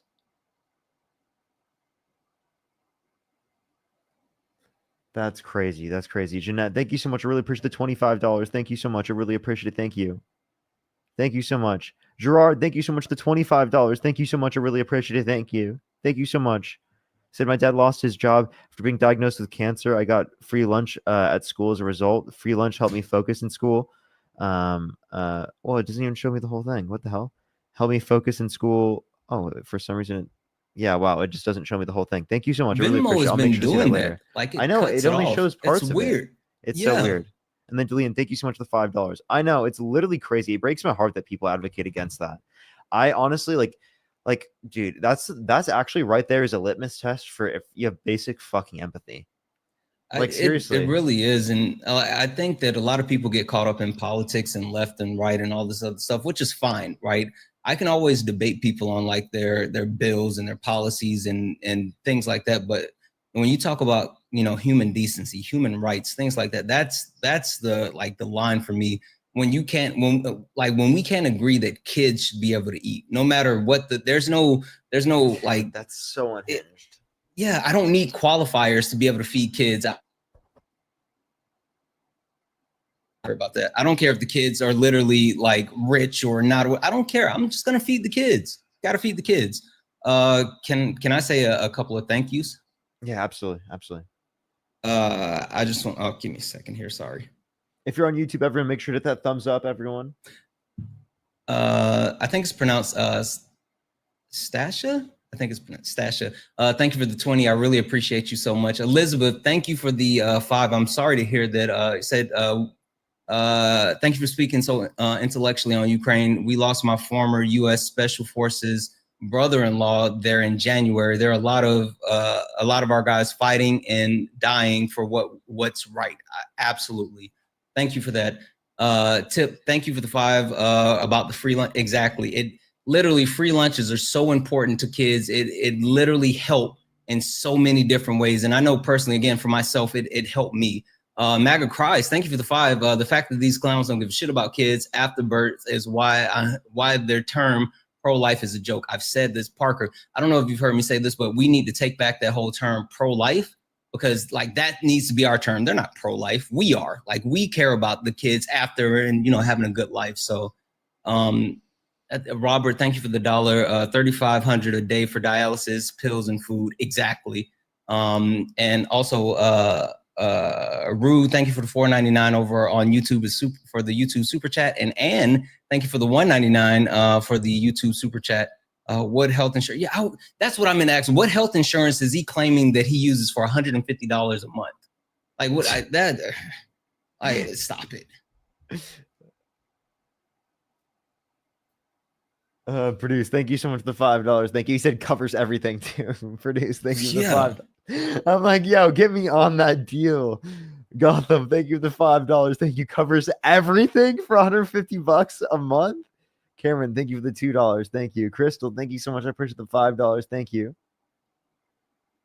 What's going to happen to affordable health coverage? I have no clue. It depends on what Republicans and whatever they can get passed. It's why it's so fucking important that we vote in 2026 and we get out there. You know, there's 7 million people set to actually lose access to it because of the changes that they're making. Yeah. He's saying, thank you so much for the $5. Thank you. They said, I'm type 1 diabetic and I will be in permanent medical debt for the rest of my life. I'm literally only 21, so this guy can really F off. Seriously, that's fucking nuts. Literally, that's why, honestly, like, the idea that people are strapped with medical debt for their entire fucking life is nuts. Yeah. And also, I think the Biden-Harris administration was pushing to have it so you can't have it added to your credit report. and Donald Trump has specifically shot that down. Multiple instances of like shooting down things that would be beneficial to everyday Americans, including like medical debt, student loan debt, like all of these other things. It's wild. But yet Marjorie Taylor Greene gets her PPP loan forgiven. So it's nuts.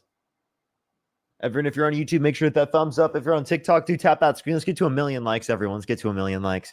I have another, I think, like 40 minutes or so, 45 minutes left on the live.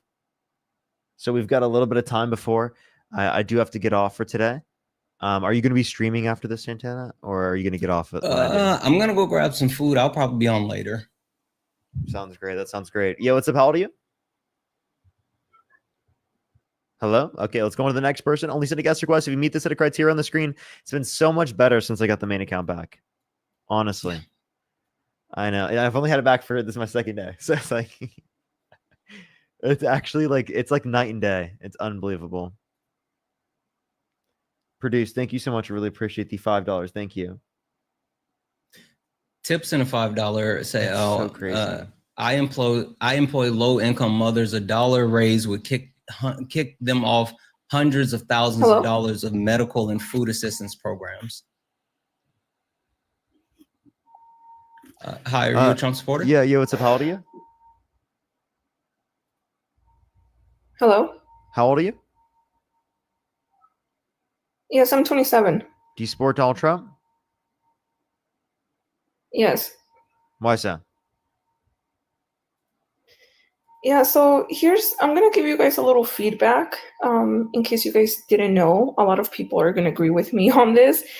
And I've been saying it for the longest time. But here's the thing. The reason why a lot of people voted for Donald Trump was because they were tired of Joe Biden's free will to give like free asylum if it's like giving free candy or free soda. What I mean by that is that a lot of like, because I'm part Latina, I'm American, but I have Latina in me. However, what happened was that a lot of Mexicans, and a lot of Mexicans can agree with me, they were like, oh, well, we've been here for like the longest of time since like even before 9/11, and they haven't been able to like get a status here. However, then Joe Biden comes and he's like, oh, here's free asylum for like Venezuelans, Colombians, Peruvians, Honduranians. That's not and true. Like not asylum, only Mexicans. Asylum has been free for a long time, and the reason why they were forced to continue to give asylum to Venezuelans is because Donald Trump literally extended the ability for Venezuelans to be able to seek asylum because of how we destabilized Venezuela.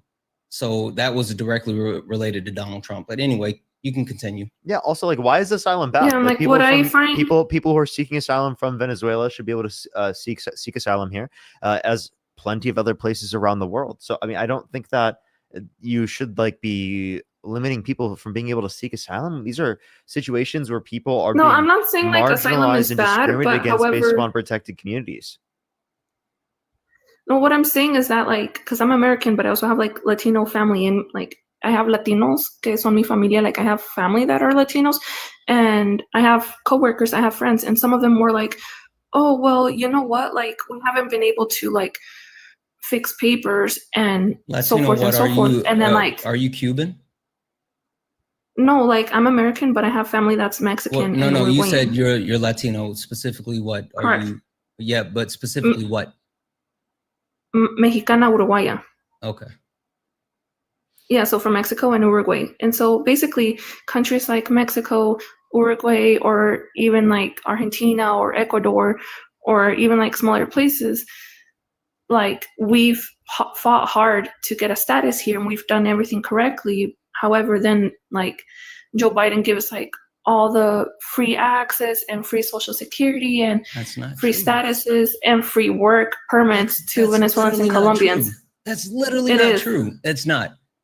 It's not. It is. You're lying. I'm sorry. Either you're lying or you've been propagandized. That's not true. Joe Biden did not do that. It is. I also just want to say, like, So you're saying Joe Biden did not give a status to Venezuelans or Colombians, because that's actually true. So what you're saying is a lie. Wait, why would I if he did, I would support it. And also, that's not what I said. Anyone coming to the country who hasn't committed violent crime or bad crime, I support coming to the country. I said you're lying about Joe Biden giving them free jobs and free this and free that. I didn't say anything about free them work actually permits is basically a free job if you agree to disagree, but a free work permit is basically a free job. It's an access to a free job. What does that even mean? No, a permit is to be able to get a job, isn't it? Correct. Exactly. So that's what I meant by free jobs. You still have to actually get a job. Correct, but what I'm saying is that they give free work permits for the ability jobs, to and get a there's job. been people that have been trying to get jobs for, like I said, even before 9/11 happened, and they haven't been able to get statuses here. So they give people the ability to get a job. Why is that bad? Because they haven't given other people the opportunity, and it's just basically for Venezuelans and Colombians, mainly. So let's extend it more. I'd love to extend it more. Would you like to? Yeah, but here's the thing: a lot of Latinos got not hate, but they were like, okay, like we need to vote for Trump so they can end this stupid asylum, and because it's not fair to the other Latinos, if that makes sense. Like it's not fair to other Latinos that have fought here, been here, or tried to get here the right way or whatever isn't that way. Better than nothing? Or even what do you mean by that? Isn't it better than nothing? Like, isn't it a step in the right direction? I mean, yes, but why is it mainly targeted towards just Venezuelans and Colombians and It's not. You're lying. I'm looking at it right now. So what happened was in December of 2024, there was an actual extension that was given for 180 days. And the extension was actually based off of a couple of different factors, including backlogs that were processed because of the pandemic. And also they were not new to the USCIS. So they did give a 180-day extension, but it wasn't specifically for any people coming through a specific group. It was just an actual extension for those people that had been affected during the time frame of the pandemic. So that's not true at all. That's what you're talking about. That's the one thing that he did. Around the pandemic time, because I've seen it with my own eyes, because I've been here in the US for my whole life. Like I said, I do have Latinos, like familia latina, que viven conmigo, ¿me entiendes? O sea, like I'm Latina too, but I'm also American because I was born here. However, what I'm trying to say is that I've had coworkers, I've had family members, I've had friends, I've had, huge groups of different people saying, hey, you know what? It's not fair because it's not that to a certain group of people they give asylum or free work permits or free social security or free housing, free food stamps, and to others they don't. It's literally not true. It's literally I have the information right here as far as they gave the asylum to Mexico. Are you saying that? Are you saying they gave free social security to Mexicans because they didn't? Can I have a source? To what? To the claim that you were originally making, that you keep repeating over and over. No, it's a proven fact. Like you can Google it or like look it up. Wait, telling me to Google it is not a source. What's the source? It's a proven fact. So when they did the whole asylum, when they did the asylum, they did it to some countries, but not Mexico. Hold up. Can you give me a source? Look it up.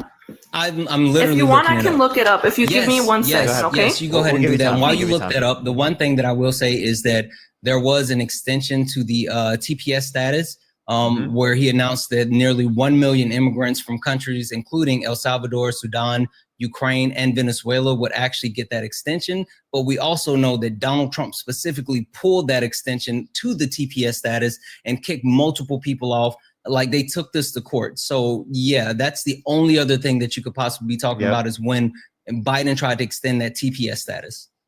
Which that was great.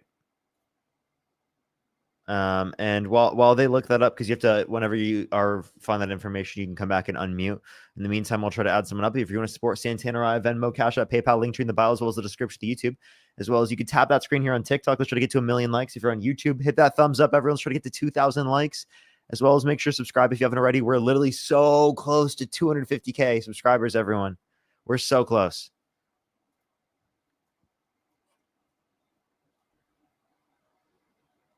Roxy, thank you for the $1. Trump offered TPS the day before his I don't know. Yeah, before he left, basically. Yeah, he did. He literally extended it for Venezuelans. Like, I don't understand. And I guess the principle or the point behind all of this is Like, I don't understand why anyone would say, well, I had it hard, so everyone else should have it hard. Roxanne, how old are you? Okay, I should just thank some people in the meantime. Emily, thank you so much for the $2. Thank you so much. I really appreciate it. Thank you. Jen with the $5. Thank you. Katie with the $1. Thank you so much. I really appreciate it. Anna, thank you so much for the $10. Thank you. As well as Jay with the $100 on PayPal. Can we get some W's for Jay in the comment section right now? Thank you so much, Jay. I really appreciate it. Can we get some W's for Jay in the comment section right now? Thank you so much. I really appreciate it. Seriously. Oh my gosh, absolutely. I will definitely. Thank you so much, Jay. Can we get some W's for Jay in the comment section right now? That's incredibly nice of you. W's for Jay in the comment section. Oh, thank you so much. I really appreciate it. Incredibly kind of you. So kind, as always. Can we get some W's in the comment section for Jay? We're going to go on to the next person real quick while they make sure to find that information real quick. Libby, thank you so much for the $10. This girl this week for me as a Latina. Music, thank you so much. I really appreciate the $10. Thank you. I really appreciate it. Thank you so much for the $10. Produce, thank you so much for the member subscription. You have to thank someone? Yeah, I was just about to say I don't speak Spanish, but Jess sent a $2 donation. Said she's what Latinos call pendeja. I'm sorry, I'm really bad at Spanish. I think I know what that means. I'm pretty sure I know what that means. Should I have not said that? Let me put it in Google Translate. Yeah, I think you should do that real quick because I'm pretty sure I know what that means, but like I just not for certain, I have no idea what that means. I'm definitely not certain for sure. And also I'm sure I said it wrong. So let's go to the next person. Only send a guest request if you meet the set of criteria on the screen, everyone.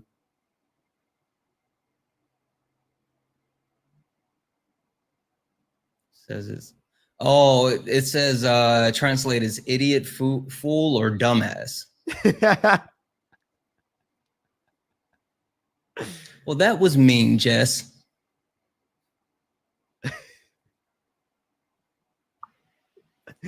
Yo, what's up? How old are you?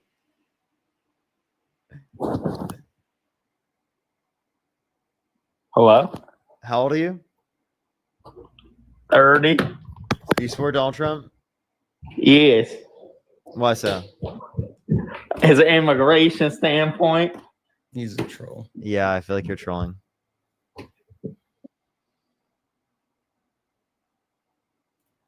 Let's go to the next person. Only send a guest request if you meet this set of criteria on the screen, everyone. Yo, what's up? How old are you? Hello, I'm 23. And do you support Donald Trump? Yes, I do. Okay. What's your birth year? 2002. Okay. Why so? Why do you support Donald Trump? What do you think I'm lying? Like, that's crazy. No, I said, why do you support Donald Trump? No, beforehand, you're trying to check me on my age, like I would lie. I find it kind of silly, but besides the point. Hey, I do that with like practically most people who sound young on my stream. Bro, I just want to let you know special. That's like a typical thing I do because so many people do lie. So I'm not specifically thinking that you as an individual are specifically a liar. I apply it to everyone because I know that people do lie to me and I can't tell. So go ahead. Why do you support Donald Trump? I don't like people living off the government. Okay. So you must not have gone to K through 12 education. You didn't use public roads in your life. You've never used any type of social service, correct? You know what I mean. You don't need to be sarcastic. So then why are you living off the government? Sorry, what was that? Yeah, why are you living off the government? You understand what I'm saying. Talking about food stamps and stuff. Yeah, so like be specific. Do you want to cut children off their access to food? Obviously not kids. So obviously not kids. So then you disagree with the big beautiful bill that did decrease children's access to food, right? Where does it say that? Yeah, What's so your I can proof? say Yeah, the CBPP goes over, or actually, it's from the CBO. It decreases access to school lunches and breakfast by $700 million, impacting 420,000 children in an average month. Oh, that's not that bad. What? What? You said that it's not that bad? What the fuck is wrong with you? Like overall? Like Wait, overall? Dude, 420,000 children. He's like, fuck the kids. Let them starve. So well, they wouldn't be starving. You're nuts. You're a horrible fucking person. Wait, you said they should have food at home? Well, yeah, obviously. That's the point. They don't have food at home. That's the whole point. So that's parents should be persecuted. That's all that means. Wait, so you're saying that if a parent can't provide for their kids, the kids should have to go hungry? If you can't provide for your kid, you should not be having kids. Answer the question. I'm not talking about the parents. No. Answer the question. You're saying that I need you to be specific, and I need you to say it with your chest. I need you to say it with your chest. Are you saying that if parents can't provide, then kids should go hungry? Yes or no? Kids should have yes food. Or no? Say it with your chest. I'm so sick and tired of you guys dancing around this as if you're not saying, like you're not advocating for kids to not be able to eat. I don't care what you guys think about. I don't care about your hatred. Say it with your chest. Say it with your chest. If you can't have food in the house, stop talking about the parents and say it for the kids. Have kids. Simple as that. Why is that hard for you to understand? As long as you admit that you don't give a shit about kids, then okay. So if I can't feed myself, why would I have a kid? You are an adult, not a kid. Why would you blame? Why would you hurt the kid? Because the adult isn't responsible under your view. That's why they should go to jail. There should be some type of laws that prevent that from happening. Why is that hard to understand? But do you think? Should you restrict? So, and you say in all circumstances where children need food stamps, right? Where the parents need food stamps, you're telling me that they should go to jail. Every single person, every single family, parent that has lost their access to Medicaid, right, and food stamps through the context of this bill, and their kid lost access to school lunch, you're telling me they should go to jail? Yeah. You're an idiot. That's fucking nuts, dude. That's like actually nuts. You realize why is that nuts? Why? Why? So you're saying that 400. So you want to cause kids? What he's calling for? You think that's better? Is on an average month, 420,000 parents should be children should be taken away from them, right? Because aren't you pro-abortion? It's specifically. I think people should be able to get access to abortion prior to sentence. Absolutely, yeah. I think that should be legal. So you're pro-abortion. Your equivocation does not add up. You're idiot. How is Let that Parker relevant? finish his point. How is that relevant to me? He tried to derail. One at a time. It doesn't. He knew he fucked up, and so he was trying to derail you, Parker. Go ahead and finish your point. Yeah. So that 420,000 children in an average month. You're telling me each of their parents they should just lose their kids? They shouldn't have the kids in the first place. I agree, but like that, we don't live in a perfect world. So you would rather have kids be traumatized? What? No, you're the one traumatizing them by saying they shouldn't have access to food. Well, they shouldn't have their kids anyway. Why is that hard to comprehend? No, why is it hard for you to comprehend that if you don't provide access to food for children, that they're going to starve? Are you okay? Their parents should be providing food. And I understand. Why is that hard? In circumstances in which it is the case that parents cannot provide for their children, is it the case that you should be able to have a safety net so that children can eat? Safety net that who pays for? I'll pay for it. I will pay for it. Exactly. Bro, how much do you think? How much do you pay into the system? Increase our taxes. Yeah. Let us all pay for it. Kids should be able to eat. How much do you work, Zeppy? Huh? How much do you work per month? Work like hours wise? Yeah. Like what, 280? You work 280 hours in a month. Yeah, that's accurate. Okay. So how much do you work in a week? Like around 60 hours. Mm-hmm. And okay. And you think that well, that by the way, that math didn't add up. Just want to let you know. So you work 60 hours in a week. How many hours a day? 12. For 5 days a week? Well, it depends on the week. Because I feel like you're lying. I work at a oil refinery. You're lying. You're lying. Why am I lying? You're lying. Ask me a question. Ask me a question. Ask me a question. Wait, what state do you live in? What state do you live in? Texas. So you work in an oil refinery in Texas. Ask me a question. Ask me a question. Since I'm lying, because you thought I lied about my edge. Yeah. Okay. Within what building or structure do oil refineries operate within? They're outside. No, I said what type of structure do they operate within? They're outside. Is there not a structure in which it operates within? Outside? They're outside. What's your job there's title? A structure to it, right? You want my social? Nope, just your job title. You want me to claim you on your taxes? No, Just I want job your title. credit card number, the 3 digits on the back, the expiration date. You want to do your a trade? social security number. I need We everything. could trade. I would like to know your job title. What's your job title? Yeah, you just said that you said ask you a question. That's my question. What is your job title? What do you need my job title for? You're the one that said ask me a question. That's my question. What is your job title? What's your job title? Because you're lying. Exactly. I'm self-employed. Business owner, CEO. CEO of what? My own business. Is your name a company? I'm not going to What's tell you your the name company of my name? company. Oh, but you also want my job title. Job title does not equip.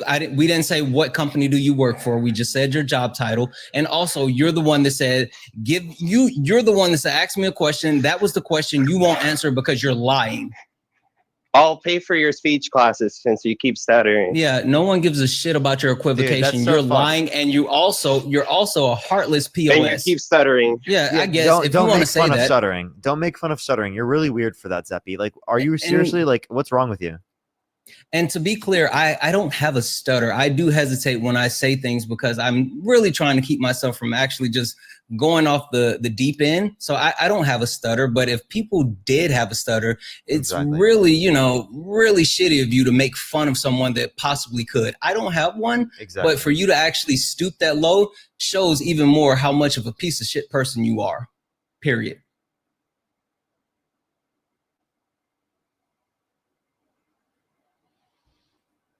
Watch this. Watch this. How many branches of government are there, Zeppy?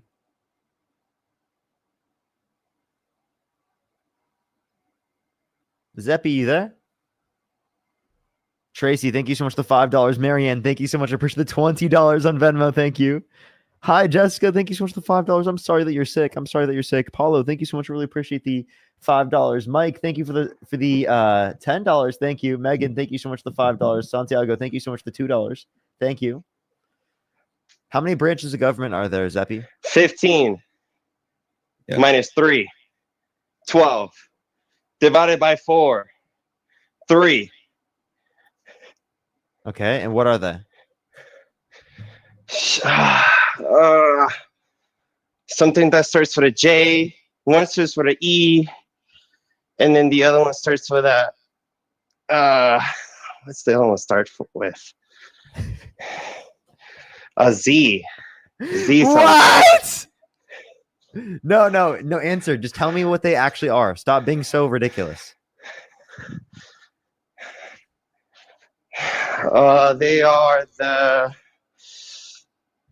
Jacksonville, Austin, Texas, Seattle, Indiana. And I asked you, what are the 3 branches of government? I forgot. You forgot? Yeah, I worked too many hours because I got to pay for your kids. Really? What do you mean for my kids? My 10 children, I can take care of them. But I'm just saying that like there should be a society where they get food and they get education regardless of whether or not I'm there to take care of them, right? Because they're children. So right? you're just going to pop kids into the system? Also, I think we should have free healthcare because I don't know what's going on, but we need to get your breathing checked out. I'm actually really worried about you. I'm working out, man. I'm really worried about the way that you're breathing right now. We really should get you checked out, bud. You know what? You should get checked out for your speech impediment. How about that one? Dude, what the fuck? Speech impediment. Dude, fuck you. But again, bro. if I did, I agree. Dude, person's so fucked. Let me see if the other person found the Hello. data yet. Did you find the information? I did, as a matter of fact. I was just like unable to unmute myself, so that's why I was waiting. But I did find it on Google, and then afterwards, I do have some words to say. It is Santana, correct? Mm-hmm.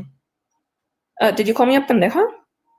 I read a message out. That's what someone said. I don't speak Spanish. Okay, so to that person that called me that, me la pueden mamar. Y si es hombre, la tienen chiquita. Y si es mujer, la tienen pestosa. Okay, that's all I have to say in Spanish to that person. I literally don't know what's going on. It was going towards that person that called me that. So take super negative. No, you're good. It's not to you, hon. It's to whoever said it. However, I did find that article.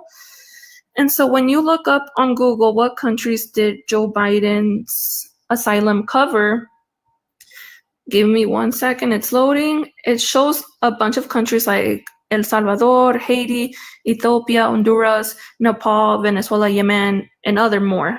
Yeah, so what's wrong with what that? I'm trying to state here is that I haven't seen Mexico at all. Like, I don't want you guys to think I'm a racist because I'm not. I'm Latina as well. I have Latino friends, Latino family, and I'm just standing up for Mexicans as well, that they haven't gotten the same opportunity. That's all that I'm trying to point out there. I'm not saying asylum is particularly bad. However, it should have been Can you stop given for a to other second? people Wait, as you're well. steamrolling. We need to understand what you're saying. Can you take a whole step back? Go ahead, Parker. I actually, yeah. So I was essentially just going to say, then why wouldn't you make this argument about any other country then, right? Because again, you're saying we should apply this to every country then, right? If it is the case that you want to most majority say that. Sorry, go ahead. Do you want this to apply to most countries? Because I would agree we should extend this to as many people as possible. But who's more likely to get you to that point? It's going to be Democrats rather than Republicans. So I don't know why you vote for Trump. The thing is that the majority of asylum seekers that have arrived here, the majority, I know it's been to other people that have given that chance. They've given them that chance. However, the majority are Venezuelans. And so a lot of countries like Mexico, they're pissed off at that, saying, how come you guys didn't give us a chance or give us, a work permit or social security? Before 9/11, there's been a bunch of Mexicans that have been here in the US, have tried to get an opportunity to work here and do things right for their family, and they have not gotten that opportunity. Hey, I get that's what I'm trying to state. I totally agree. I think we should extend access, but I understand also that Trump is less likely to get us to that point. I will say one thing is that I do not agree with how Trump is going about the process. However, am I glad that, because I do have Mexican blood in me, like I said. Am I glad that some countries are not getting that same opportunity, like how the Mexicans weren't getting that opportunity?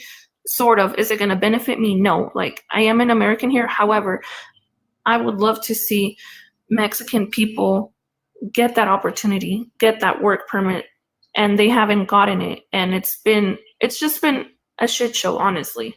Okay, wait. Am I okay with what Trump's doing? No, I'm not okay with it. I'm not okay with it, him taking women rights away. But I'm going to repeat the same thing I've said multiple times. What makes you? What puts us in a circumstance where it's more likely that there's going to be extended access to work permits for people in Mexico? There's not, like, Trump is deporting people.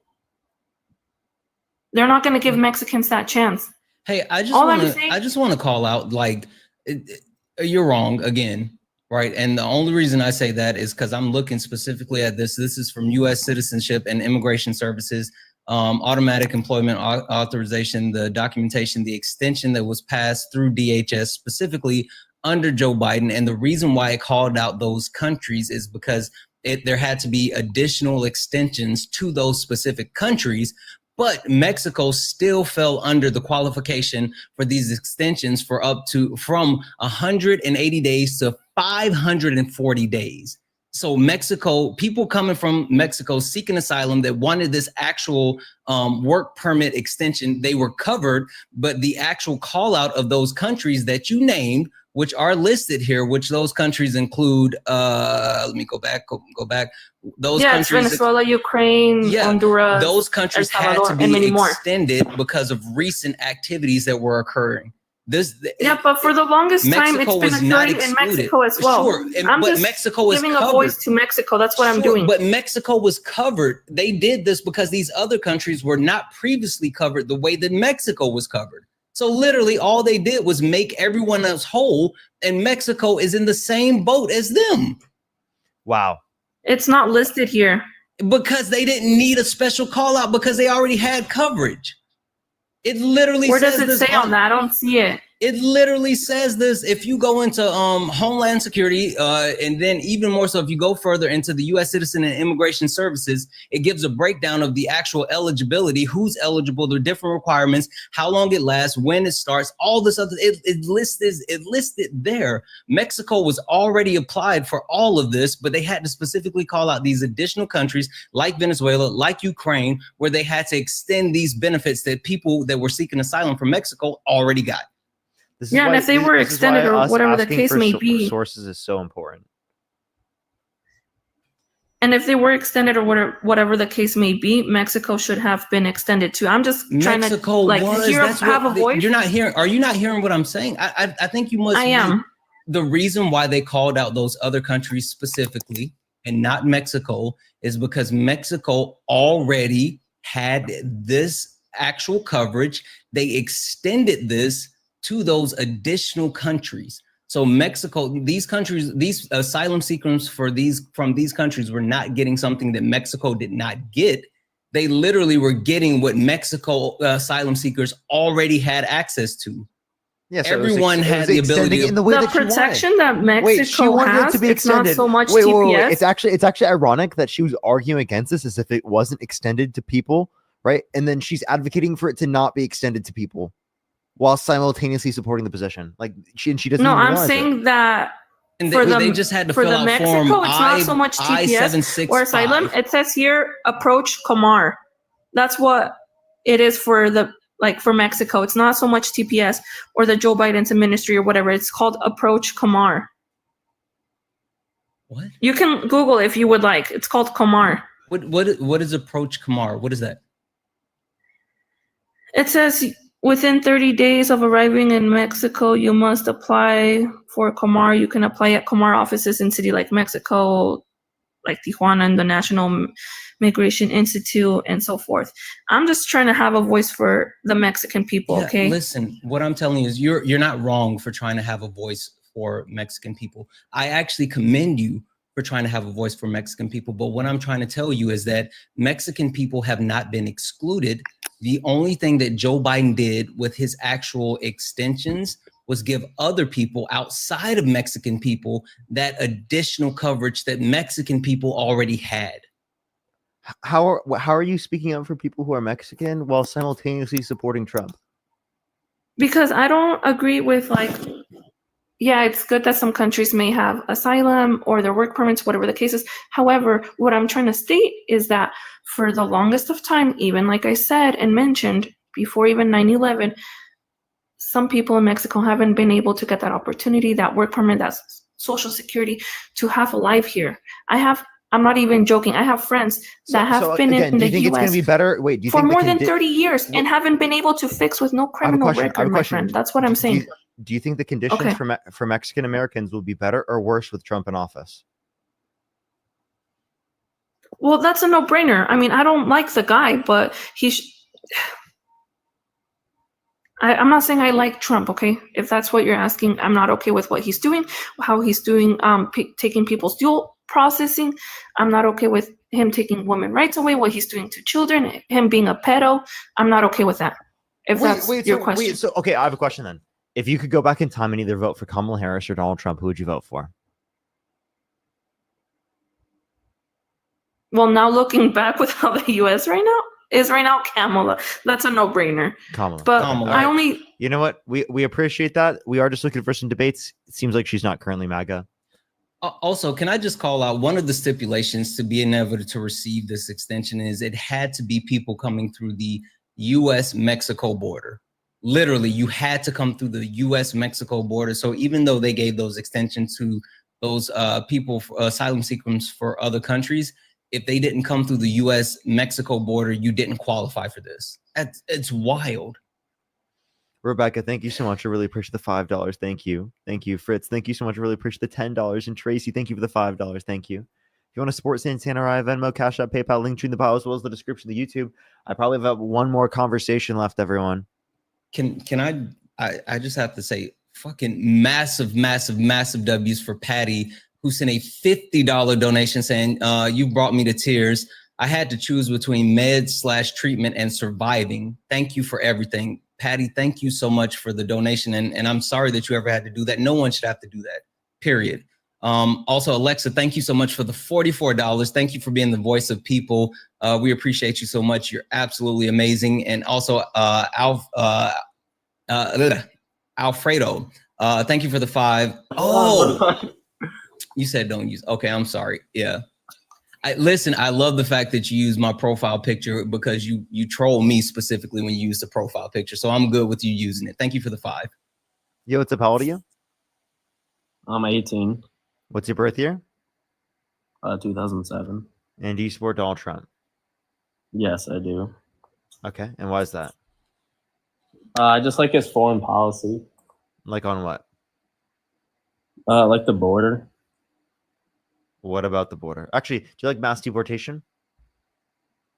Yes, I do. Of illegal immigrants, yes, I do. Can you name one? Can you name one aspect of or one thing that mass deportation benefits in our society? Oh, well, getting rid of non-American born citizens, that's a good thing. No, like how does it benefit our society? Name one benefit. Well, I wanted to talk about foreign policy specifically. Before, well, you brought this up. Name one benefit. Crime, way less crime.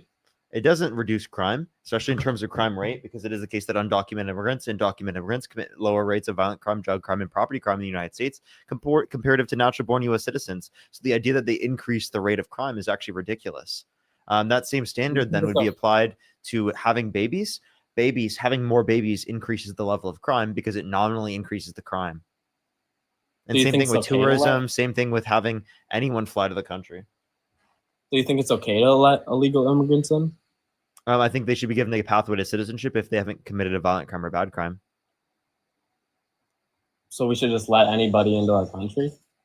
If you have not committed a violent crime or bad crime, I believe you should be given a pathway to citizenship. If you are in the country already, undocumented, and for anyone who's trying to come to the country, they should have a quick process into the country. I think we should be able to take millions and millions and millions of people into our country, and I think that's actually a benefit to our system overall. I'm cool with like 1 to 3% population growth. Typically, what about the illegal? Hey, question for you, Cyrus or either Parker. Back in, gosh, when was it? I want to say it was like the 30s. People coming through Ellis Island. How long do you think it used to take to process them through? 3 to 7 hours. Literally, the actual immigration process used to be a lot easier to get into the United States versus what it is today. It's almost like, for some reason, we've manufactured reasons to slow down immigration and to make it harder for people to, quote unquote, seek the American dream. Mm-hmm. Yeah, I don't know why they've done that. Like, obviously, yeah, that's bad. We want it to be simple. But what it is now, we shouldn't just let people in for free. Wait, hold up. When you say let people in, what do you mean? Like, obviously, we want people to come to the country. We want people to immigrate. Yeah, here. obviously, we want they're coming to this country. Come. They're benefiting the country by coming here. Why wouldn't you want that? But so we're just gonna take a chance on if they're like a murderer or like if they do bad things, and just let them in. If you've committed murder, obviously you wouldn't be let in the country. If someone was, I know, but you said we can let anybody in. No, I said anyone who hasn't committed a violent crime or bad crime. If they come in the legal way, yeah. Again, if they've come undocumented, I think they should be given a pathway to citizenship. Can you name one benefit to deporting people who have not committed a violent crime or bad crime? Well, I wanted to talk on the southern border specifically. That's what I wanted to Could talk you answer about. my question first, and then we can move to that? Okay, what was your question again? Name one benefit from deporting people who have not committed a violent crime or bad crime. Well, they shouldn't have. They need to come in the country legally. They need to come into. It's just something we disagree. You're not naming a benefit. Less crime. Less crime. Again, I already addressed this. It wouldn't be less crime because it is the case that undocumented immigrants commit lower rates of violent crime, drug crime, and property crime than natural-born U.S. citizens. And same thing with documented immigrants. They commit lower rates of violent crime, drug crime, and property crime comparative to natural-born U.S. citizens. Well, I think they should just come in the country legally. It's just something we disagree. Okay, you want to enforce the law then? He wants to enforce the law. Okay, well then you shouldn't have voted for. If you want to enforce the law, then you shouldn't have voted for a convicted criminal held civilly liable of sexually abusing a woman who pardoned violent rioters on January 6th who beat police officers. Wait, then why isn't he in jail?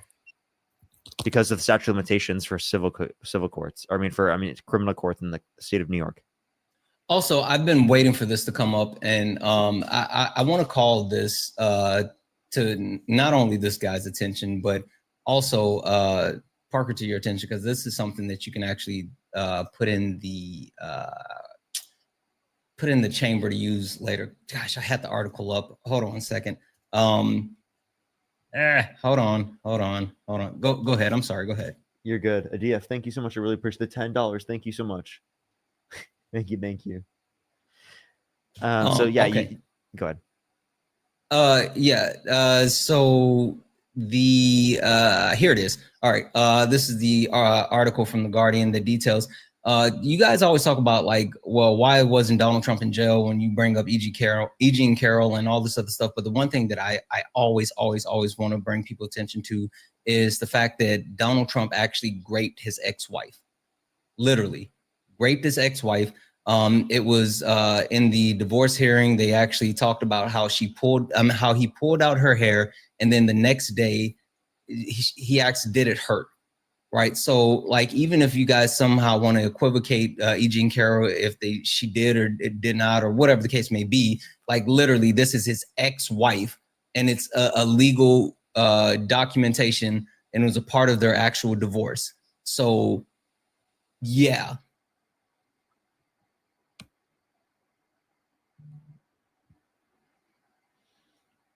How old are you, by the way? I'm 18. You're 18? Yeah. I hate to be this guy, but you've posted on your account about underage drinking. And you're quite literally talking about enforcing the law? Dude,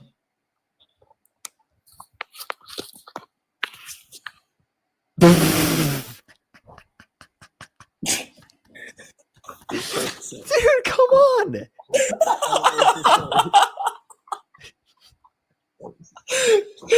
Nah, that's crazy. Dude, he knows he got this. He knows that was it. He knows he got cooked. That's rough, dude. That's rough. Do you not see the hypocrisy?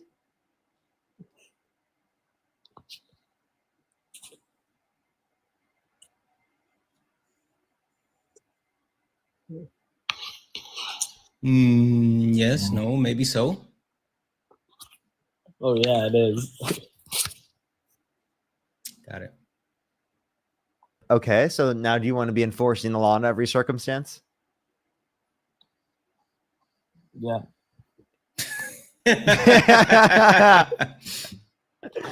Well, what would that mean, buddy? Maybe you should take down that video. Oh, he left. Of course. Everyone, please do not go after him or try to message or get him held accountable or anything. He can figure it out himself, as a person. Please do not go after him. Do not try to get any information about him. I just wanted to make sure to clarify that before. But yeah, that is hilarious. That's hilarious as fuck. That's ridiculous. That's ridiculous. El Valentine, thank you so much. I appreciate the $20. Thank you so much, El Valentine. I really appreciate it. Thank you so much. Even from a place of privilege, it's not easy to get permanent visas to the U.S. My husband is a Australian business owner, and he's been detained at the border 3 times with correct documentations. That's crazy. Yeah, in general, it's really hard. Yeah, to get in the country. Yeah, it is. Jessica, thank you for the 5. Watching your YouTube, so I'm behind, but you schooled that soulless, heartless dickhead about lying about his job in the oil field. You're amazing. I wish I could send more. Listen, thank you for anything. Like literally, I speak for myself, and I feel like I can speak for Parker as well. We don't take any of this for granted. We understand how hard things are today, and for anyone who supports us in any type of way, whether it's $1, $5, $10, whatever you do, even if it's just you showing up here, watching, tapping, following, engaging in our content, all of that means so much to us. And you guys, we don't take any of this for granted. So thank you. Roxy, thank you for the $1. Yeah, that's literally where I was, USCIS.gov. Literally, that's where I was. Sheila, thank you for the 5. I appreciate you. I'm going to continue to try to speak the truth. And also, Jeanette, thank you for the 5. He says, thank you so much for bringing up the spousal grape. Nobody ever does, and it's so frustrating. Yes. He's such a clear psychopath. Has a clear pathological path of behavior. Thanks for bringing it up. Yeah, that's literally something I was like, wait, no one. Yeah. Anyway, and also produced by Scarecrow. Thank you for the $5 YouTube super chat, Santana. I really appreciate you for going to war with us against all of the hate. Spreading facts, truth, and experiences. Absolutely. Thank you for the 5. I really appreciate you. Alrighty, everyone. I just want to say thank you, everyone, for coming through to the stream today. For the 3,000 people here on YouTube, I'd really appreciate if you hit that thumbs up. Let's try to get to 2,000 likes, everyone. I'd really appreciate it. For anyone who's here on TikTok, I'd really recommend, for the 5.2 thousand people here, if you follow me here, if you haven't already, this is my main account. I typically have been not on my main account because I've been dealing with a bunch of bans, so make sure to follow me here if you're already. I actually don't have time for another debate, so I would really appreciate if you go check out my YouTube, everyone, and to subscribe if you haven't already.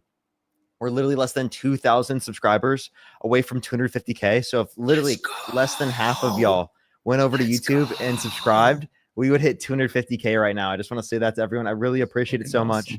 I really appreciate y'all so much. Holy shit. I'm sorry. I got to read these last 2 off real quick if it's okay. First, Charlize, thank you so much for the $1. I got on Medicaid because I was pregnant with my daughter who has a heart condition. The only reason I'm not in medical debt is because of it. Her visits are $10,000 a piece now monthly, which is insane. Also, fucking massive W's for Silver Falling Star 13, who sent a $50 YouTube super chat to say, Tiny Blue Dot in Montana. Love you, Santana. Listen, thank you so much. You're absolutely far too kind. Thank you, thank you, thank you. I really appreciate you. I appreciate you all. And Parker, I appreciate you. I appreciate you coming up as always. Good to see you. I'm gonna go get food. Have a good meal. Have a good meal. Peace out. Peace out. All right, everyone. I'm gonna get off for tonight. Everyone, go check out Jaden's stream. Look up Mr. Jaden LeBron on TikTok. You can go join in his stream. Everyone, go join in his stream if you want to go check out another stream. Go raid Jaden. Everyone, Parker raid. Love from Parker. Everyone.